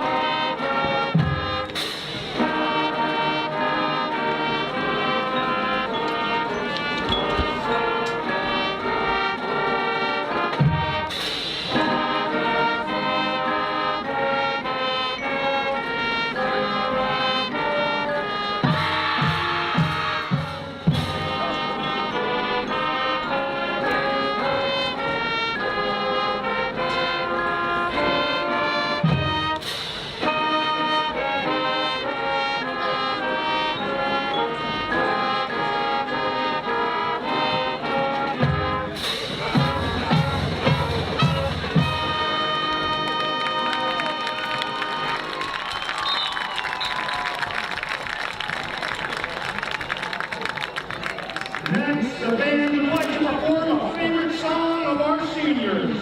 From our 2021 Led Zeppelin show, here is Whole Lot of Love.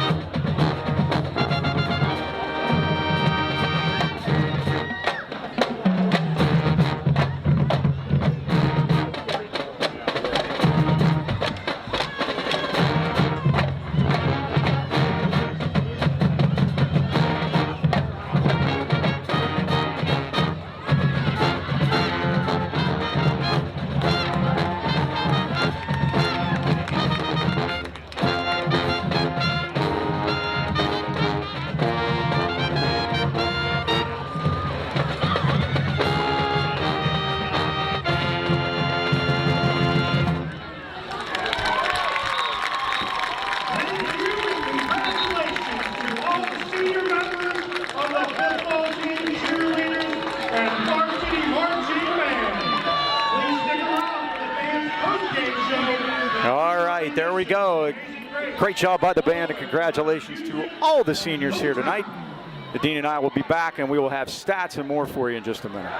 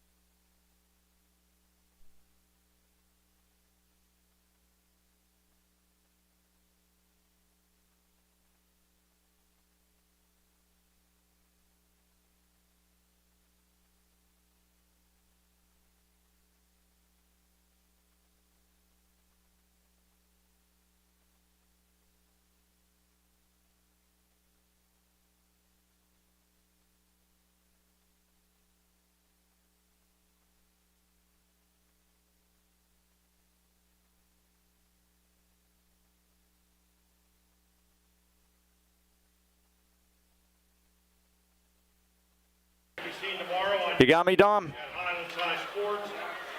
No. Go ahead.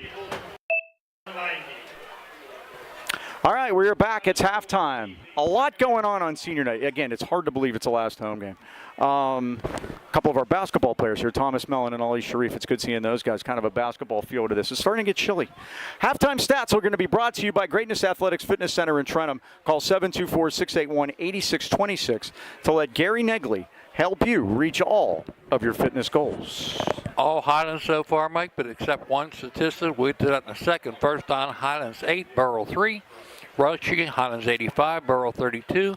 Passing Highlands 102, Burrel 21. Total yards Highlands 187, Burrel 53. Third down conversions Highlands 2 for 3, 67% for us. 1 for 7 for Burrel. Penalties Highlands 5 for 35, Burrel 3 for 15. 2 turnovers for Highlands, but they've avoided allowing Burrel to get in the end zone. They haven't turned it over yet. Time of possession, Mike, always an interesting statistic. Highlands 8 minutes 37 seconds, Burrel 15:23, twice as much time, but no score. Meaningless. You have a score. Yes, I do. Deer Lakes is losing to Monte Christian 28-0 halftime. That's courtesy of Paul Ajax, the out-of-town scoreboard. Yes, the Ajax out-of-town scoreboard, indeed. Because there could be jokes, but we're not going to do it. Trey Corey, 11 carries, 20 yards. Stevie Hassan, 2 for 4, passing for 21. Here are the Highlands stats. These are quick. Minaj Lucas, 3 for 5, 102 yards and 2 touchdowns. Both to Aiden Burford. He got 2 for 61. Darius Cherry, 14 yards on the ground. What do you have for Minaj, Dean? I have 71. Does that sound? I've got 66 on 8. He had that big loss. Right, I do have that. Yeah, but 14-yard loss. Again, it's been What made, do you have? It's 70? made, yeah, 71 is made great fun of tonight. I went to Burrell. My math skills aren't great. I'm going with 71. Okay, so Here's what I'm going to do right now before we get ready for the kickoff. Since I've been tethered to the audio board, I'm going to walk over and get myself a drink of water. So why don't you tap dance for me? I will do that. I have some interesting statistics for you. Valley, Springdale, and Apollo Ridge still seeking their first win. Valley hosts East Allegheny. We said it earlier. Someone's got to win that one. Unfortunately, Springdale plays Greensboro Central Catholic, but they're playing at Burrel High School. And Apollo Ridge plays South Allegheny, and South Allegheny is a very powerful team, too. So Valley probably has the best shot tonight. I would say you're probably right about that. By the way, 60 years ago, Mike, future Notre Dame and Stiller quarterback Terry Hanratty How about that? brought his Butler team to Natrona Heights. They beat Harbrecht 47-0. And in that game, Mike, the most impressive thing was there were 24 busloads of Butler fans coming to the Old Nick. So we saw Ali Sharif and Thomas Mellon. Mellon reached into the box and grabbed a piece of pizza on the way out the door. He's Wasn't that alive. great? Halftime stats brought to you by Greatness Athletics Fitness. He's angling for our jobs. 222 East 4th Avenue in Trentham. Check them out today at greatnessathletics.com. Highlands will get the ball. Burrel not on the field. I mean, they're coming out here mega late. Coming right to the tee, big 51.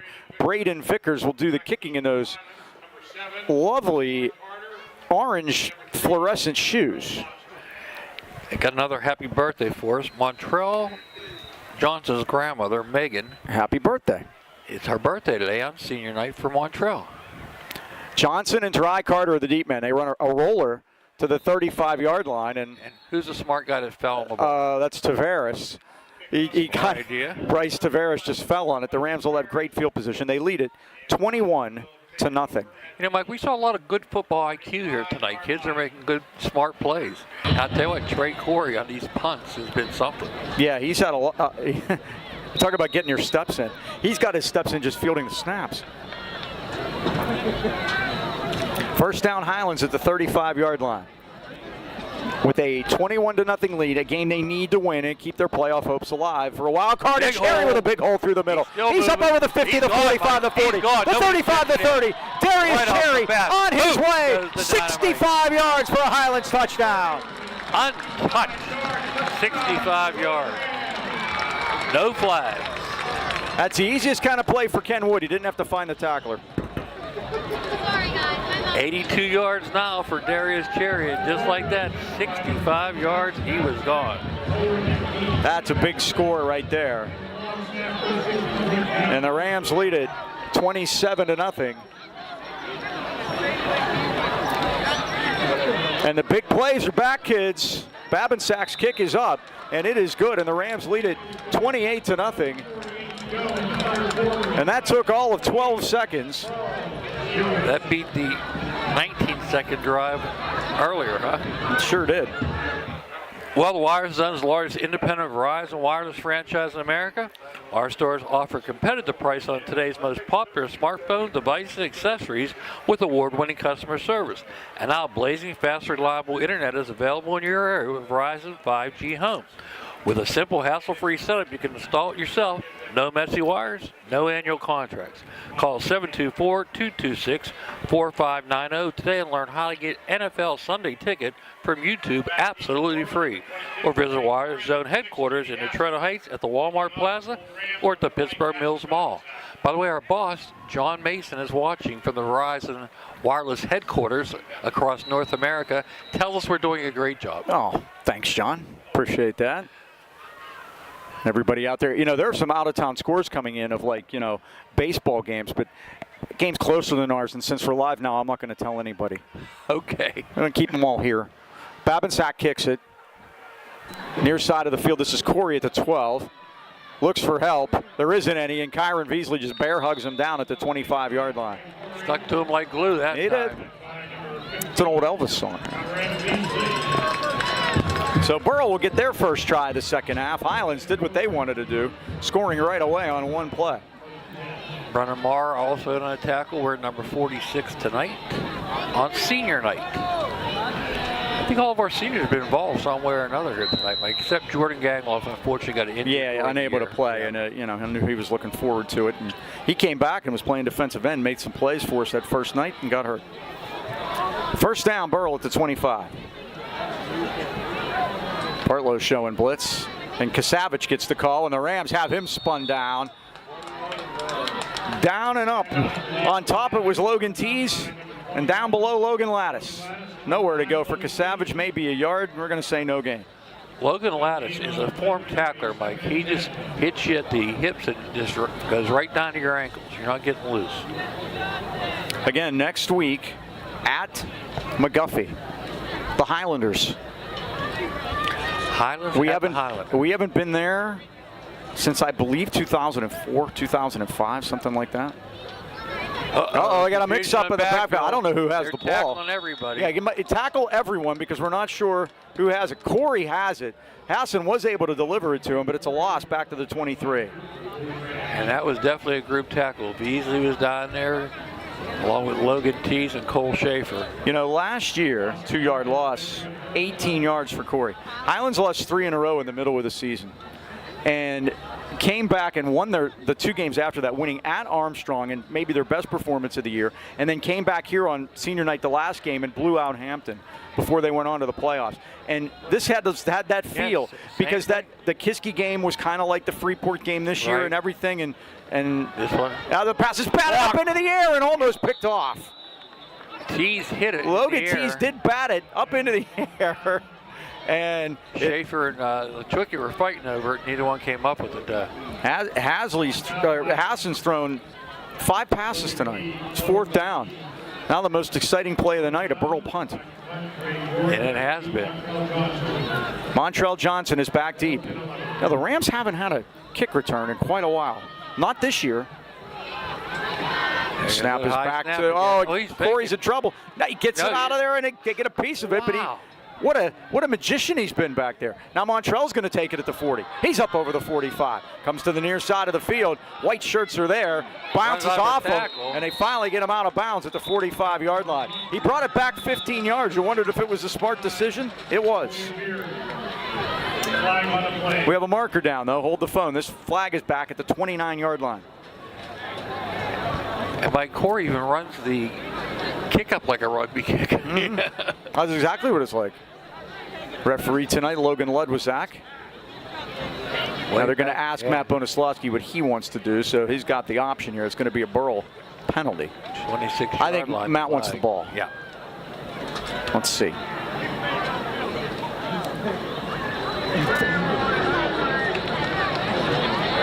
Making sure that mic works. It's an eligible man downfield against Burrel. Highland's going to decline that. So they'll take the ball 1st and 10 on the Burrel 46-yard line. 9:57 to go in the 3rd quarter, and the Rams lead it 28-0. Okay, I'll tell you, Kike Hernandez just hit a home run. Dodgers won, Padres nothing, 3rd inning. I think that should be a low-scoring affair. Those 5th games always are. First time we've had 2 Japanese starters against each other in a deciding game.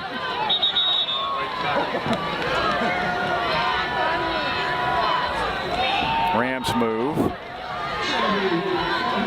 5-yard penalty against the Rams. 40 yards tonight. We might set a record for 5-yard penalties. Yeah, we're doing a lot of that. 1st and 15, ball back across the 50 now. Although we threw our unsportsmanlike conduct in there to throw that off. Well, the way things have gone this year, only 1 would be an improvement. True. 1st and 15, they go pistol with Cherry behind Lucas. Carter the motion man. And he's going to throw it on play action. It's a screen over to Wright. Wright pulls it in, ducks under Newcomer, and gets down to the original line of scrimmage. He gets the 5 yards back.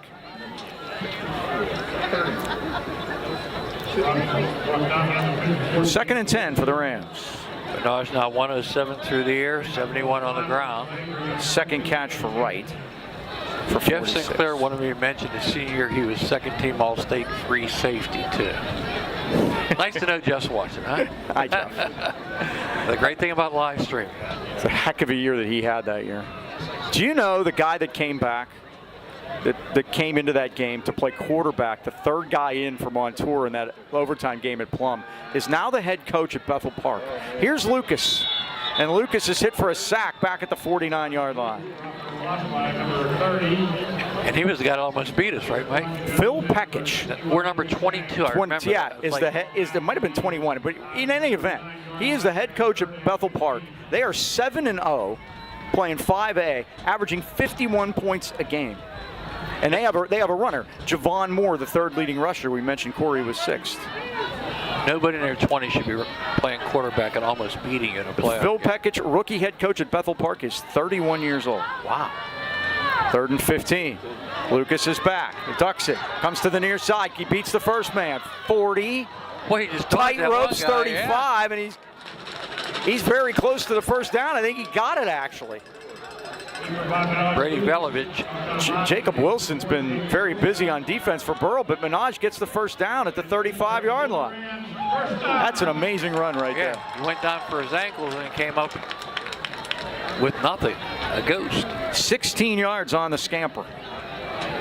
Puts him to 81 now.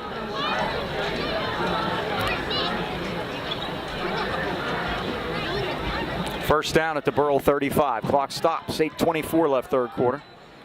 Give it. Nope. Lucas got it, and they got him back at the 41-yard line. Your old buddy. Not fooling Austin Baroni that time.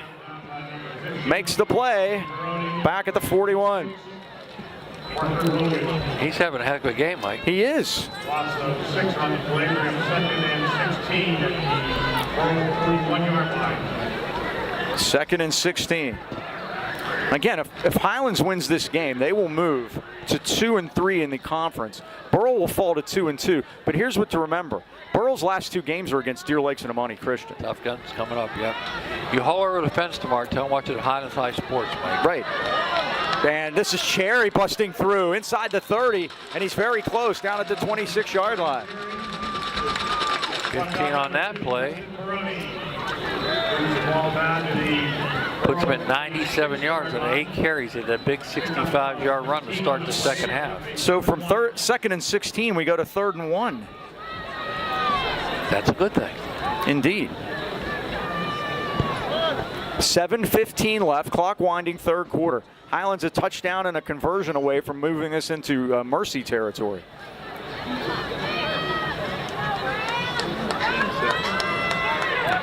Two to the right.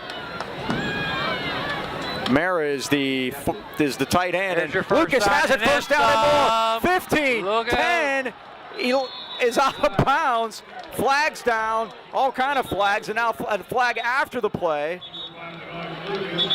It's flag day at Golden Ram Stadium. We haven't seen that before. The tackler that tried to hit Minaj, he hit him so hard he knocked him down, and Minaj just stood above him. So we'll see what all the mess is about. How far did he get down to? The 7? Well, at this rate, I don't know that it's going to matter. Well, he would get the yardage even if it's personal foul, right? Well, I think there was a holding before that. I think there's going to be two penalties here. They might both be on Highlands. We'll see. There were 2 different calls. They're moving it to the 10 and they're coming back.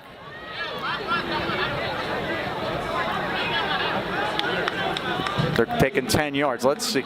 He said.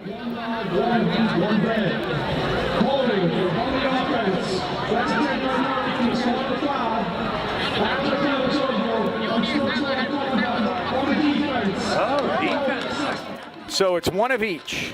These are both accepted. 10 yards on Highlands. And it'll be 10 yards on Burrel because it's half the distance. So Minaj will get the gain down to the 16 yards down there. So the ball's at the 10 and the sticks are down. It's 1st and goal. Puts him at 92 yards now on 12 carries. Lucas, there's the sprint handoff going to Cherry off the right side. And what a play by Stevie Hassan to go low and get Cherry off his feet.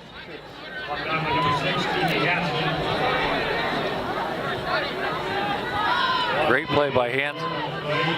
2-yard loss back to the 12. 2nd down and goal. How about Burford for the hat trick?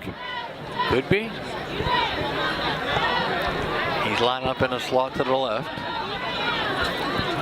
Clock winds to 6:10. Actually, now he's going to go wide. He's wide. Yep. And he's out there with Hassan on the island. Carter in the slot now. Cherry resets. Right up 101. And Lucas is back, sprints to the left, looking, gonna run it. 15, What a 10, move. 5, What a move. He leaps, earned. touchdown!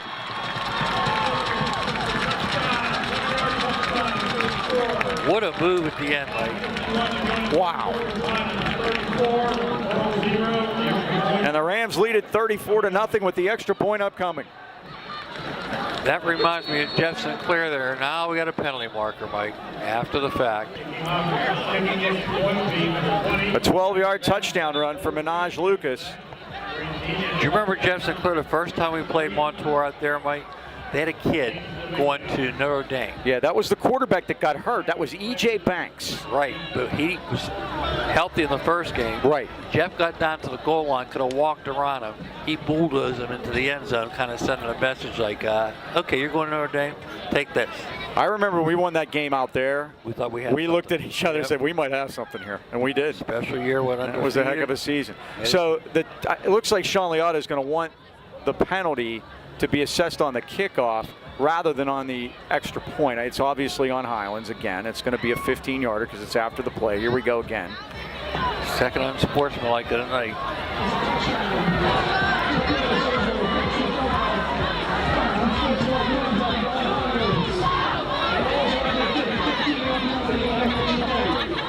Okay, so they'll take it on the kickoff. No, they're going to take it on the PAT because they don't want mercy rule. Well, I guess it's just up to going to be just up to Jackson to kick to make this. This is going to be the extra long extra point, 35 yards. We saw him make one of these when we walked in tonight. He made 30. He was 32, and he made it with plenty of distance. So let's see if he can make this. Now we put the mercy rule in effect. It would. Here we go. Naviglia snaps it. Babinsack puts it down. Babinsack boots it up. And it might be wide left. It is. Oh, he got plenty of leg on it. He did have plenty of leg, but he pulled it just a little bit. And the lead continues to be Highlands 34 and Burrel nothing. Well, don't you hate it when you have a vision to improve your home and no one to help you achieve it? Or you find a contractor on the work they deliver is unsatisfactory? Put those concerns aside and make your next call to your neighbor, B&E Home Renovations. With over 25 years of experience, we deliver excellent results in every project we undertake. Twice recognized as the best of the best by the Trib, B&E's team is skilled, professional, respectful to all their clients. For kitchens, the bathrooms, the foundations, the roofing, they do it all. B&E embraces their work, and they try to make every client satisfied. Take that first step in making your vision come true. Call 724-351-3172 to set up a free estimate or visit BeanieHomeRenovations.com. B&E Home Renovations, where the B is always busy. 5:51 left, third quarter. Highlands leads it 34-0. They got themselves back righted here tonight, and now we'll see if they can put a late season push together like they did last year and try to get to the playoffs for the 4th straight year, which will be the first time that's happened since those 8 straight Tim Carr's teams did it in the late 90s, early aughts. This is Corey at the 10. Outside of the 15, has nowhere to go, and Veasley was there. And as Joe Fall said he used to say, a host of brown shirts. Marquise Johnson was down there, Montreal's brother, along with Ochoa and Veasley. Veasley had a great night, like 8 tackles so far to lead the team. Well, we have 2 more 15-yarders tonight, which is our average. I would say the term is I'm delightfully surprised. But it's not delightful. No. First down, Burrel at the 17. The birdie was looking for a closer game than this at 20-14. First down, and the give is to Corey off the left side. Corey is hit, spins into the middle, and gets thrown back. He maybe gets back to the line of scrimmage. Bill Beasley said a herd of Rams. Yep. I think that's probably what it is, too. Tees and the Lattice brothers, Logan and Luke. Thanks to Bill for all his hard work tonight, because the plethora of senior nights. I regaled him with the story when I did it in basketball the one year, and I announced Denzel Carter as Denzel Washington. That's about as me with Quincy Adams in the Cager Classic. I absolutely did that. Quincy Curry. I said, what are they all laughing at? As I broadcast it to the entire gym.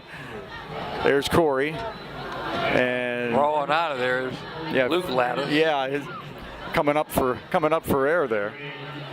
He's been root hogging all night. Getting That's love. what they've been doing. Yep. 3rd down and 8.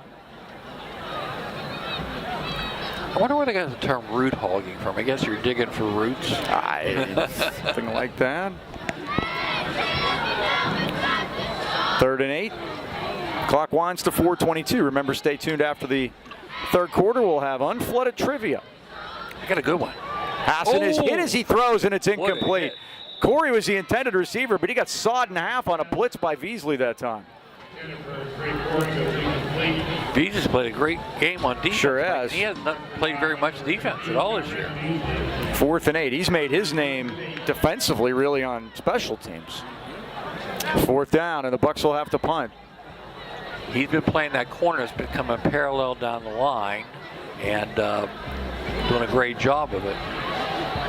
Corey standing at his 6. Montrell Johnson back to the 45. The adventures Here's continue. the snap, and he just boots it.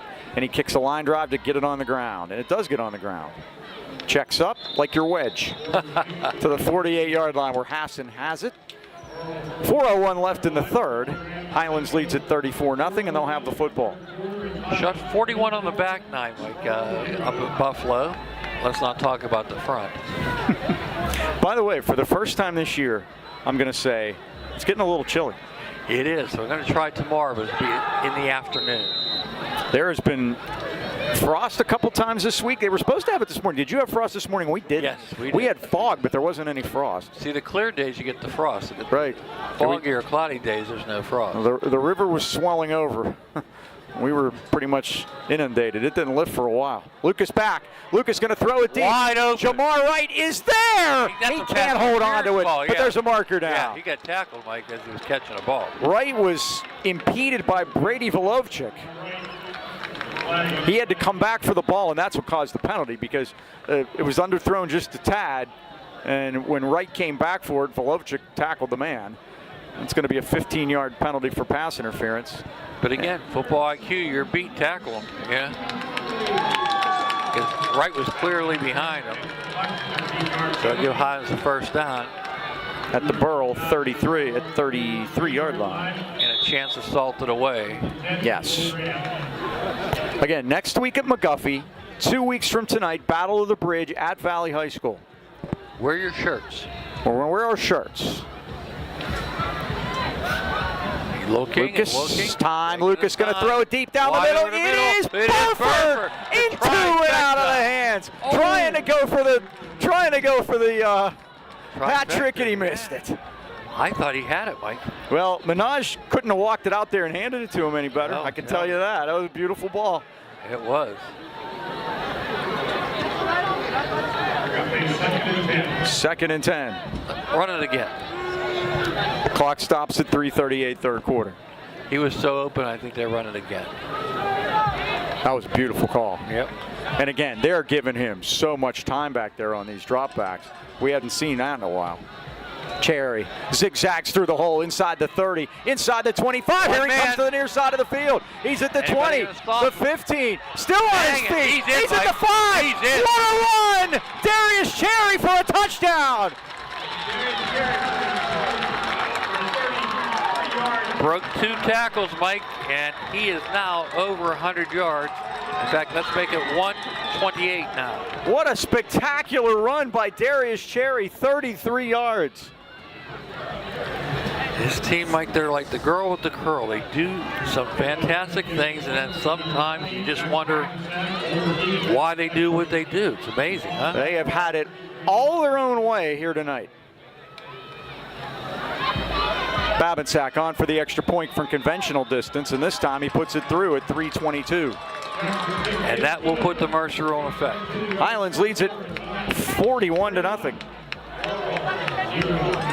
Ron Gillette Towing and Services is a registered contractor certified in PA state inspections and emissions. Call Gillette's today for all your towing, paving, excavating, hauling, demolition, and that nasty word, snow removal. If you're planning a cleanup, you can rent a 10-yard curb box. One call, you can dump it all, just no paint or tires. Gillette Towing is fully licensed, insured, bonded, certified, and owns all their state-of-the-art equipment. And Gillettes are proud to enjoy an A+ rating from the Better Business Bureau. Call Gillette's today, 724-226-1222. Phones answered 365 and 24/7. And as always, it's person to person. Find them on the web at RonGilletteInc.com or on Facebook, Ron Gillette Inc., Towing and More. Ron Gillette Towing and Services, the AK Valley's leader since 1955. For the Bucks, number 22, Trey Corey, number 6. Well, Mike, big local game tonight. Clareton's at Leechburg, both teams unbeaten. Leechburg hasn't been 7-0 since 1980. Clareton has not let up an offensive touchdown this year. Wow. By the way, the series, And they haven't been able to get over the hump against them. yeah, the series is Clareton 29-0-1. Yeah, as I said, they haven't been able to get over the hump against them. Maybe tonight, huh? That'd be terrific. Oh, we have a happy winner on the 50-50 finally. Third time's a charm. I'll tell you what, big crowd again tonight. Yep. I mean, these are That's a 500 these local double. games. Yeah. Babinsack kicks it to the far side of the field. He's doing a Stevie great Hassan job. juggles it, Yep. picks it up. Pins down. 10. Outside, and Jamar Wright puts the shoulder into him and knocks him out of bounds right into Tony Litwicki's lap at the 20-yard line. Not only the booster president, but also runs the sticks. And I told him, I gave him the shout out about the press box. He goes, we're not done with that yet. So something to think about for next year. I hate talking about in the basketball guys. It's like, man, is this ending already? Yeah. We're gonna keep this going long as we can here. So they bought themselves another week with this, and that's really all they can do right now. Yep. First man through. Kasavich, I believe. Part low down there with Tees again. Boy, Tees has come back strong tonight. That is his 9th tackle. Kasavich gets a yard. 2nd and 9. 41-0. Looks like Highlands of September. Yes. Regardless of the score, Mike, you're right. They're going to run it.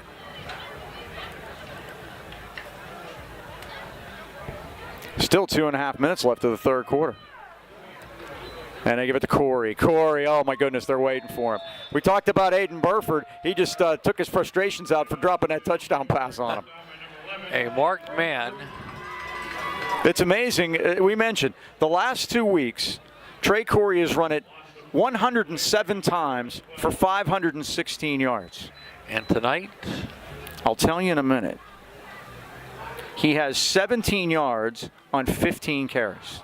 that's a great Highlands defense tonight. Third down. Hats off to Mark and Zanowitz. They're putting it together. And 12. And they give it to Kasavich again, and not much. Actually, just back to the line of scrimmage, and that's it.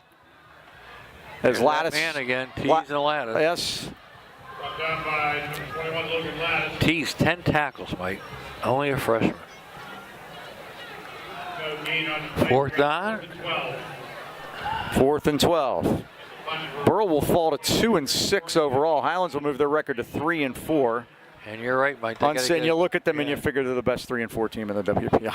Exactly. It just drives you crazy. Deer Lakes and Monte Christian away too. Oh boy, that's happening. Corey gets it out of there. It's going to hit. Get away. Beasley gets away. Tempted. but not touching it. Watch out, you make that move, it makes them pick it up, and now Hassan's got a word or two as he throws the ball back to the official. It's first down for the Rams in Burrel territory, 1:04 left third quarter. Again, fourth quarter going to go by quickly with the turning clock.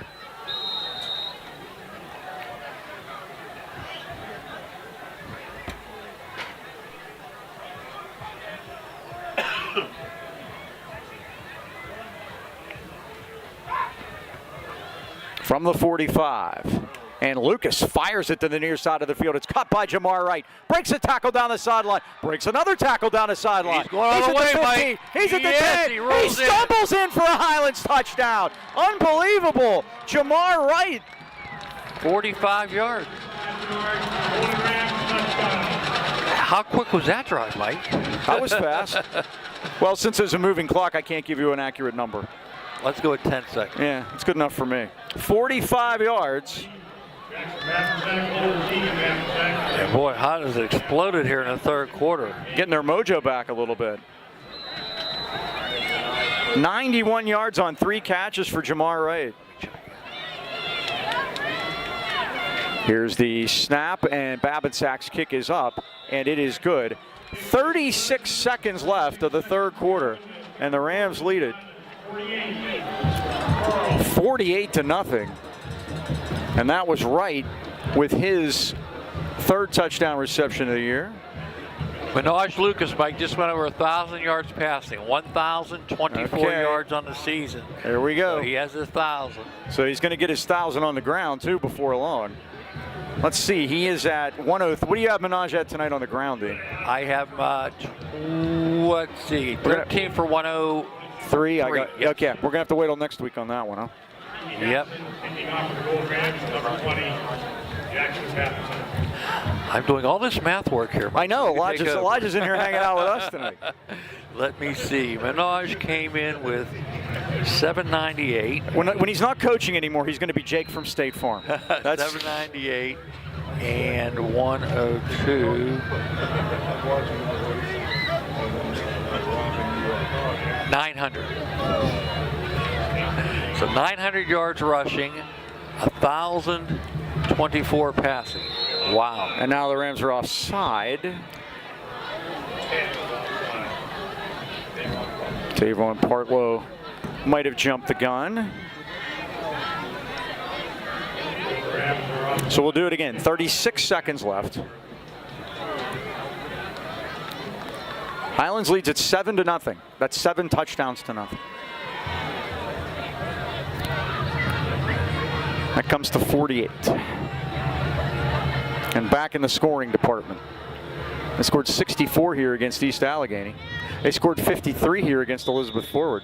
They scored 37 here against Armstrong. How did that 7 get in there last week? Seems like so long ago, huh? That is insane. Well, Coach said there were distractions, and you get young kids distracted. That's what happens, Mike. Here's the kick to the far side of the field. Hassan's going to hit it, and it's going to stay in bounds for a second and then go out of bounds. So they had an offside and out of bounds.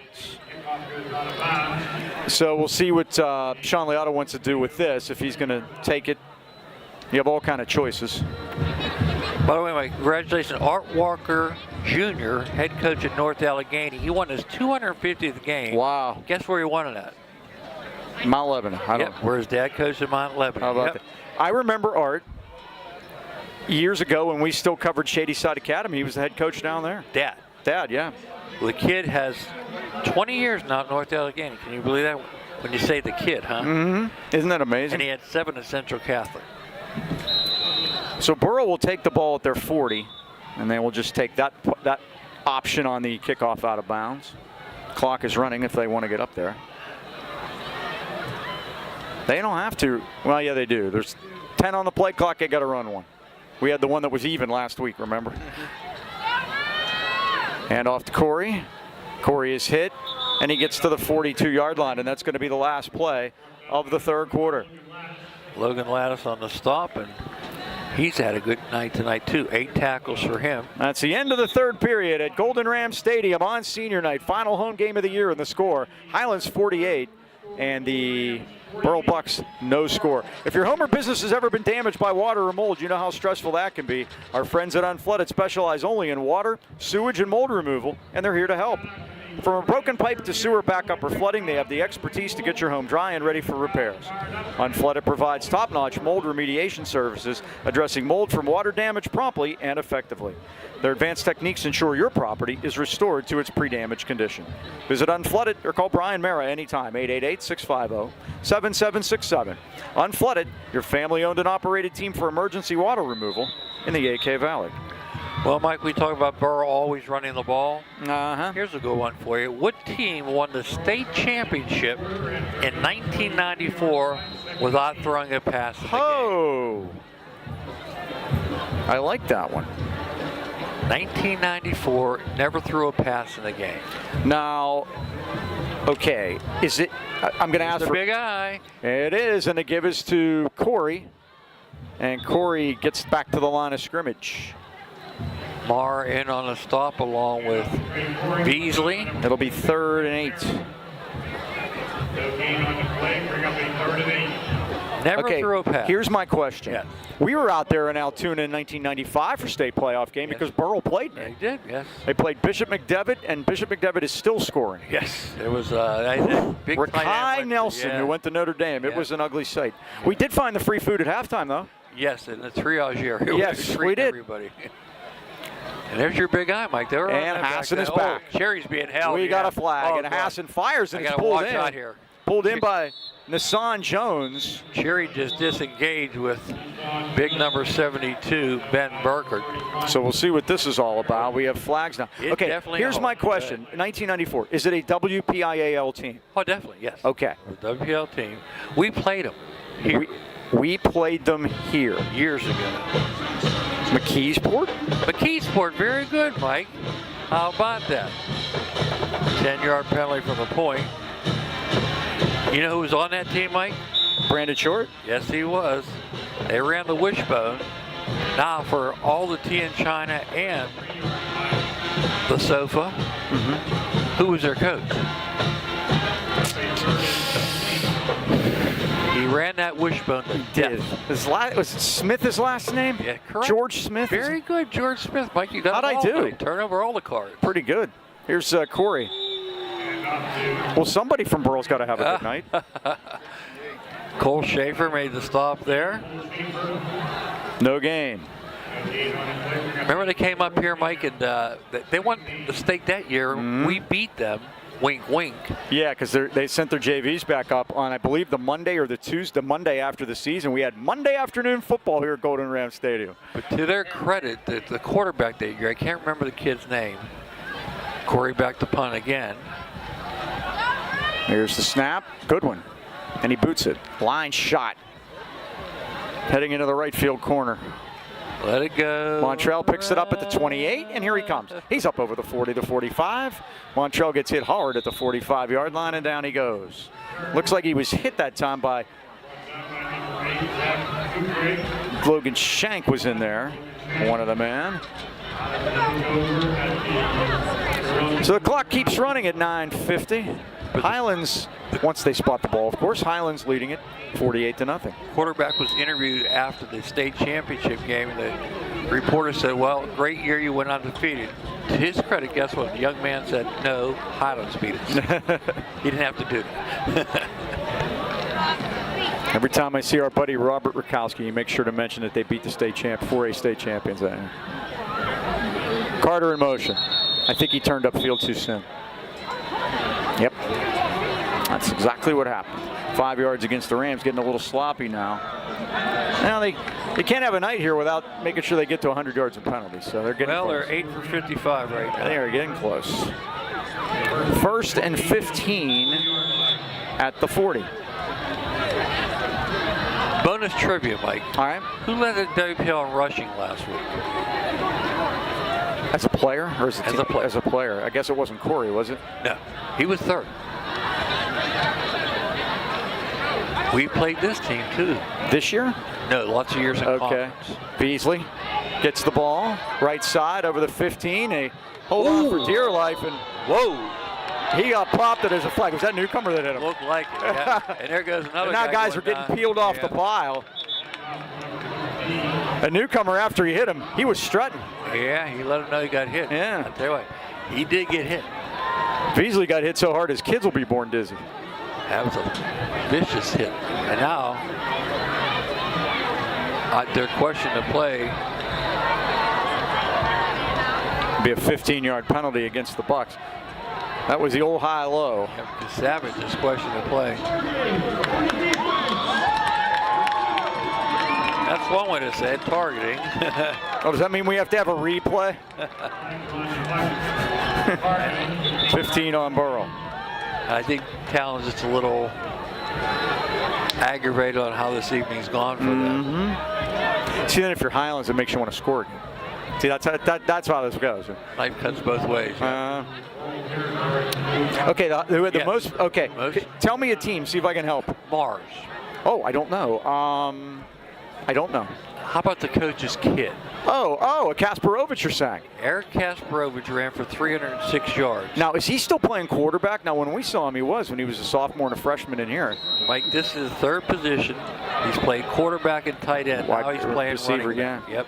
Last time we were out there, they handled us good. They beat Knock 42-7 last week, but Dad's trying him out of all the positions. Oh, Lucas going to keep it. Lucas with a big hole Like you inside said, the 30. maybe he wants to run it in. Inside the 20. Still on his feet. How does he keep his balance? And he spins down to about the 7-yard line. He might get that 1,000 tonight at this rate. 37 yards. Puts him at 140.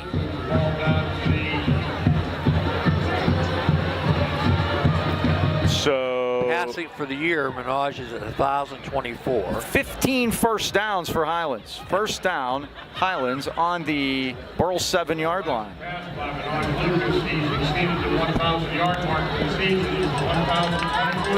And as far as we could tell, he'd only be the second Highlands player, Minaj would, as they give it to Feasley. Opens up through the middle. We got a marker down. Let's see what the flag is. Feasley's into the end zone for a touchdown. He'd only be the second player that we know of in Highlands history that would go 1,000 at the quarterback position. Jeff Sinclair, as you mentioned earlier, 1,200. went 1,200. Now, holding against the Rams. Yeah, now we're stacking the penalty. 9 for 65 now. Yeah, Mike, for years Jeff we thought held the record for the most yardage by and we a quarterback. Thought Terrell Pryor Right. then came along and Well, Pryor though didn't run. He passed. well, he threw a lot. Yes. You either had passers or runners, but he was both. First Here and comes the 18, blitz. Buck Show blitz. Give it to Ooh, Beasley. that He's guy that hit, blitz. and down That's he goes. big. What a night for Jacob Wilson, the senior, number 54. He's easily at double figures in tackles here.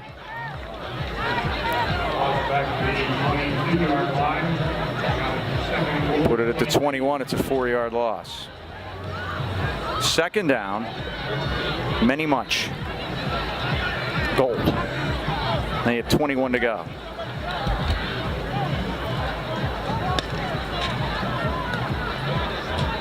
Kyron Beasley in there at the tailback spot. He was. Sherry's back. Play clock winding down. And to give his to no, it's a keep by Lucas through the middle. 15. He's at the 10. He's in, Splits out to the left. A lot of business decisions being made there. It's a Highlands touchdown. 18 yards out puts him at 158 for the evening and 958 for the year. And I got him at 161 tonight. 161, even better. And it's 6:51 to go. The Rams have put another 50 burger on the board. It's their third time this year they've done that. How many in that play, Mike? That was a 21-yard run. His third of the night.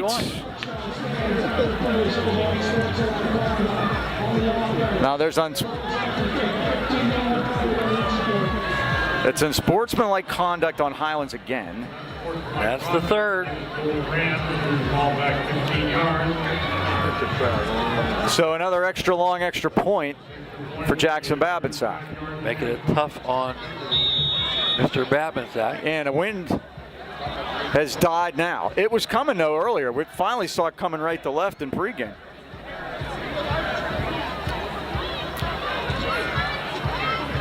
Naviglio will snap it. 35-yard extra point, our second one of these of the night. Down, kick is up, on its way. That one is good. Jackson Babinsack with room to spare. That would have been good for 40, and the Rams lead it 55-0. Like, speaking of kicking, Bill Heasy and I got to do 2 soccer games this past week, both 1-0 games. Oh, good game. 1-0, Dan. Yes, 1-0. And I must tell you, I don't know that much about soccer, but we had a soccer expert in our midst. And that would be? Little 4th grader named Austin Snow. Do you recognize the name Snow? Yes, I do. Oh, Burrel. Talent newcomer, got an unsportsmanlike. He called him by name. Well, that's his second one. Is he out of the game? Might be a blaze of glory. Let's see. Burrel catching up on penalty yards now with 74. They're saying, Highlands still wind has 8. that clock. We want to get out of here. So 15 on Burrel. Austin Snow is the son of Randy Snow. Remember Randy played for Highlands back in the day? I'm talking about 2004 day. Yes. He has 4 kids now, Mike. Back in the early aughts. These officials are doing the best they can. This one's getting a little snippy both ways here. Get us out of here. Babinsack kicks it. And that'll be his second touchback of the year, I believe, yeah.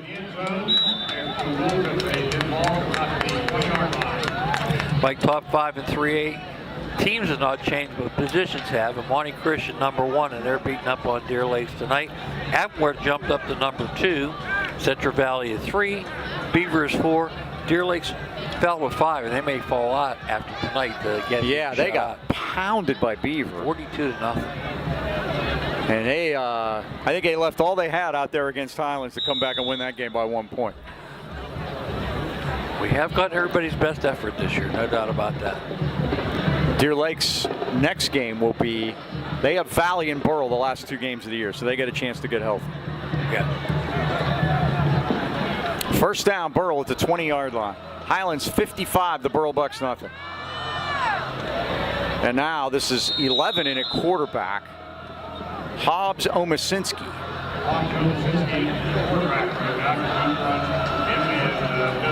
Luke Ladden's down there again, along with Tees. Tees now 11 tackles lead the Golden Rams.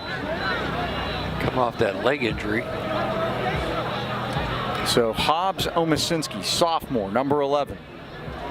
1-yard pickup. 2nd and 9 for the Bucks. Less than 5 to go. Highland's going to celebrate senior night for sure, Mike. Sure are. They tried again. Not much success that So time. Burrel is just going with the Twicky. That was 25 on the carry. Liam Purdue.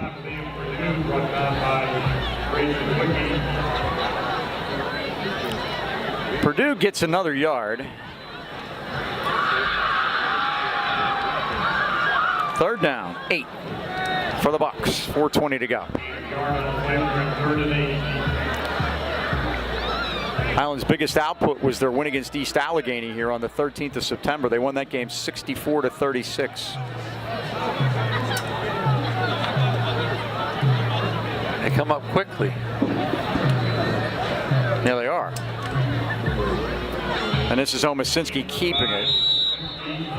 And he gets it back to the line of scrimmage. It'll be 4th down. So the Rams will head off to McGuffey next week, needing another win. And we have a player down. Ochoa in on the tackle. This is a Burrel player down. Well, they tend to him. We'll take a quick timeout, and we'll be right back.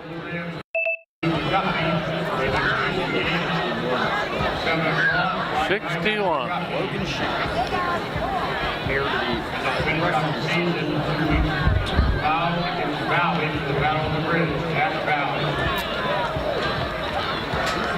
Hopefully you get out of that one.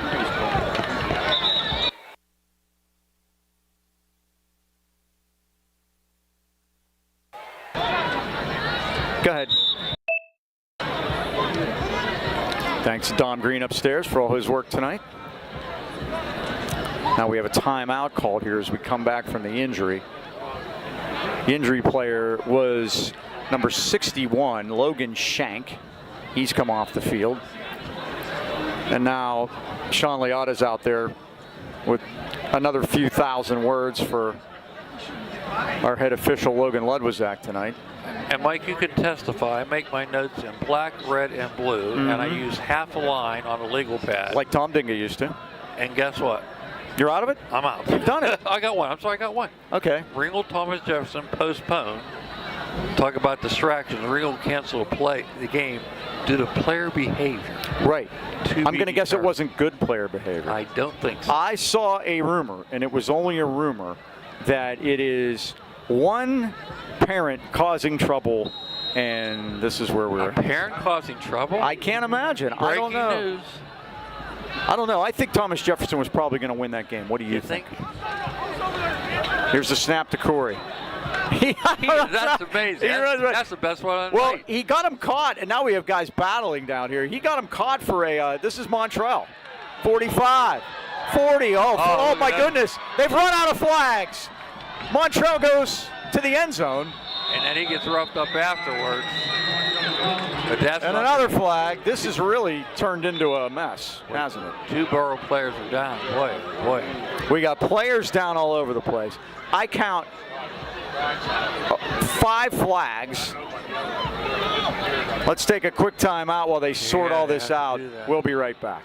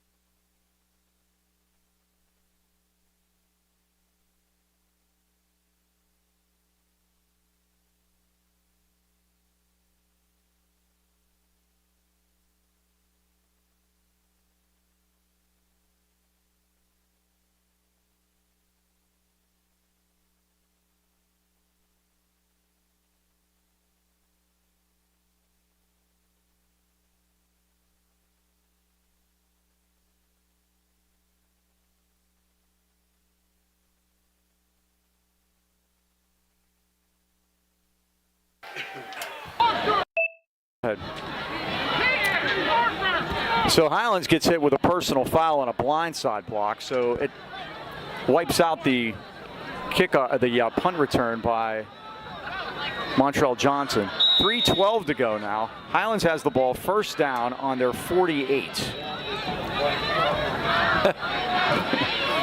3 minutes. Quarterback in there. And the give is to Beasley. Beasley, and he's He might on his go. way. Beasley turns the gonna corner. go. He's down the sideline, and Kyron Beasley with the Nestea plunge into the end zone. Probably going to get a flag for that. Yeah, unfortunately, Mike. 62 yards for Beasley on that? 52. 52. So we'll see how they take. In college, they wipe the touchdown out on those now. Is that right? Yeah, which is touchdown is good. Beasley with a 52-yarder. Now 125 yards of penalties.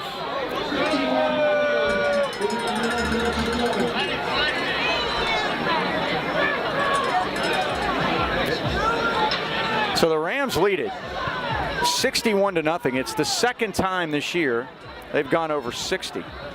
Amazing. And ladies and gentlemen, if you've never seen it before, your third 35-yard extra point attempt of the night. Babinsack is 1 for 2. He'll try it again.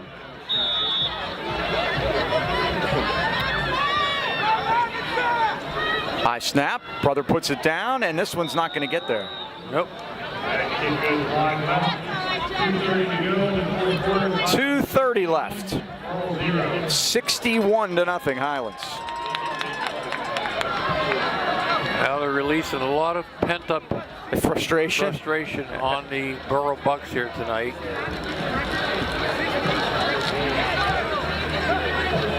.27 third quarter. Mike Highlands led 21-0 at halftime. They've added to that since. And the Rams will come out here to kick it off. Hopefully, but keep that clock moving. We can end this here. I think the temperature's fallen 30 degrees. It's chilly. I'll kickoff. put my jacket on. The point has been proven here this evening.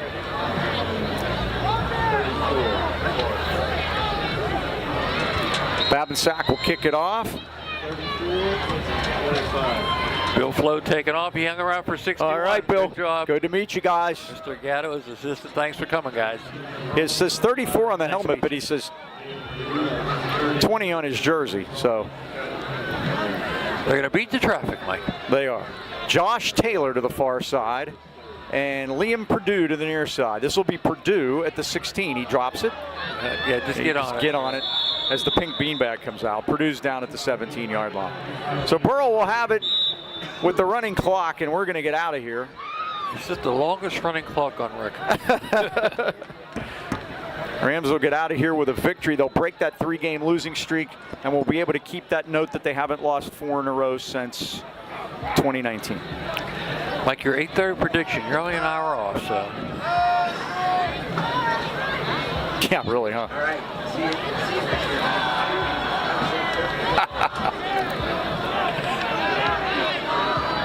Clock is running here.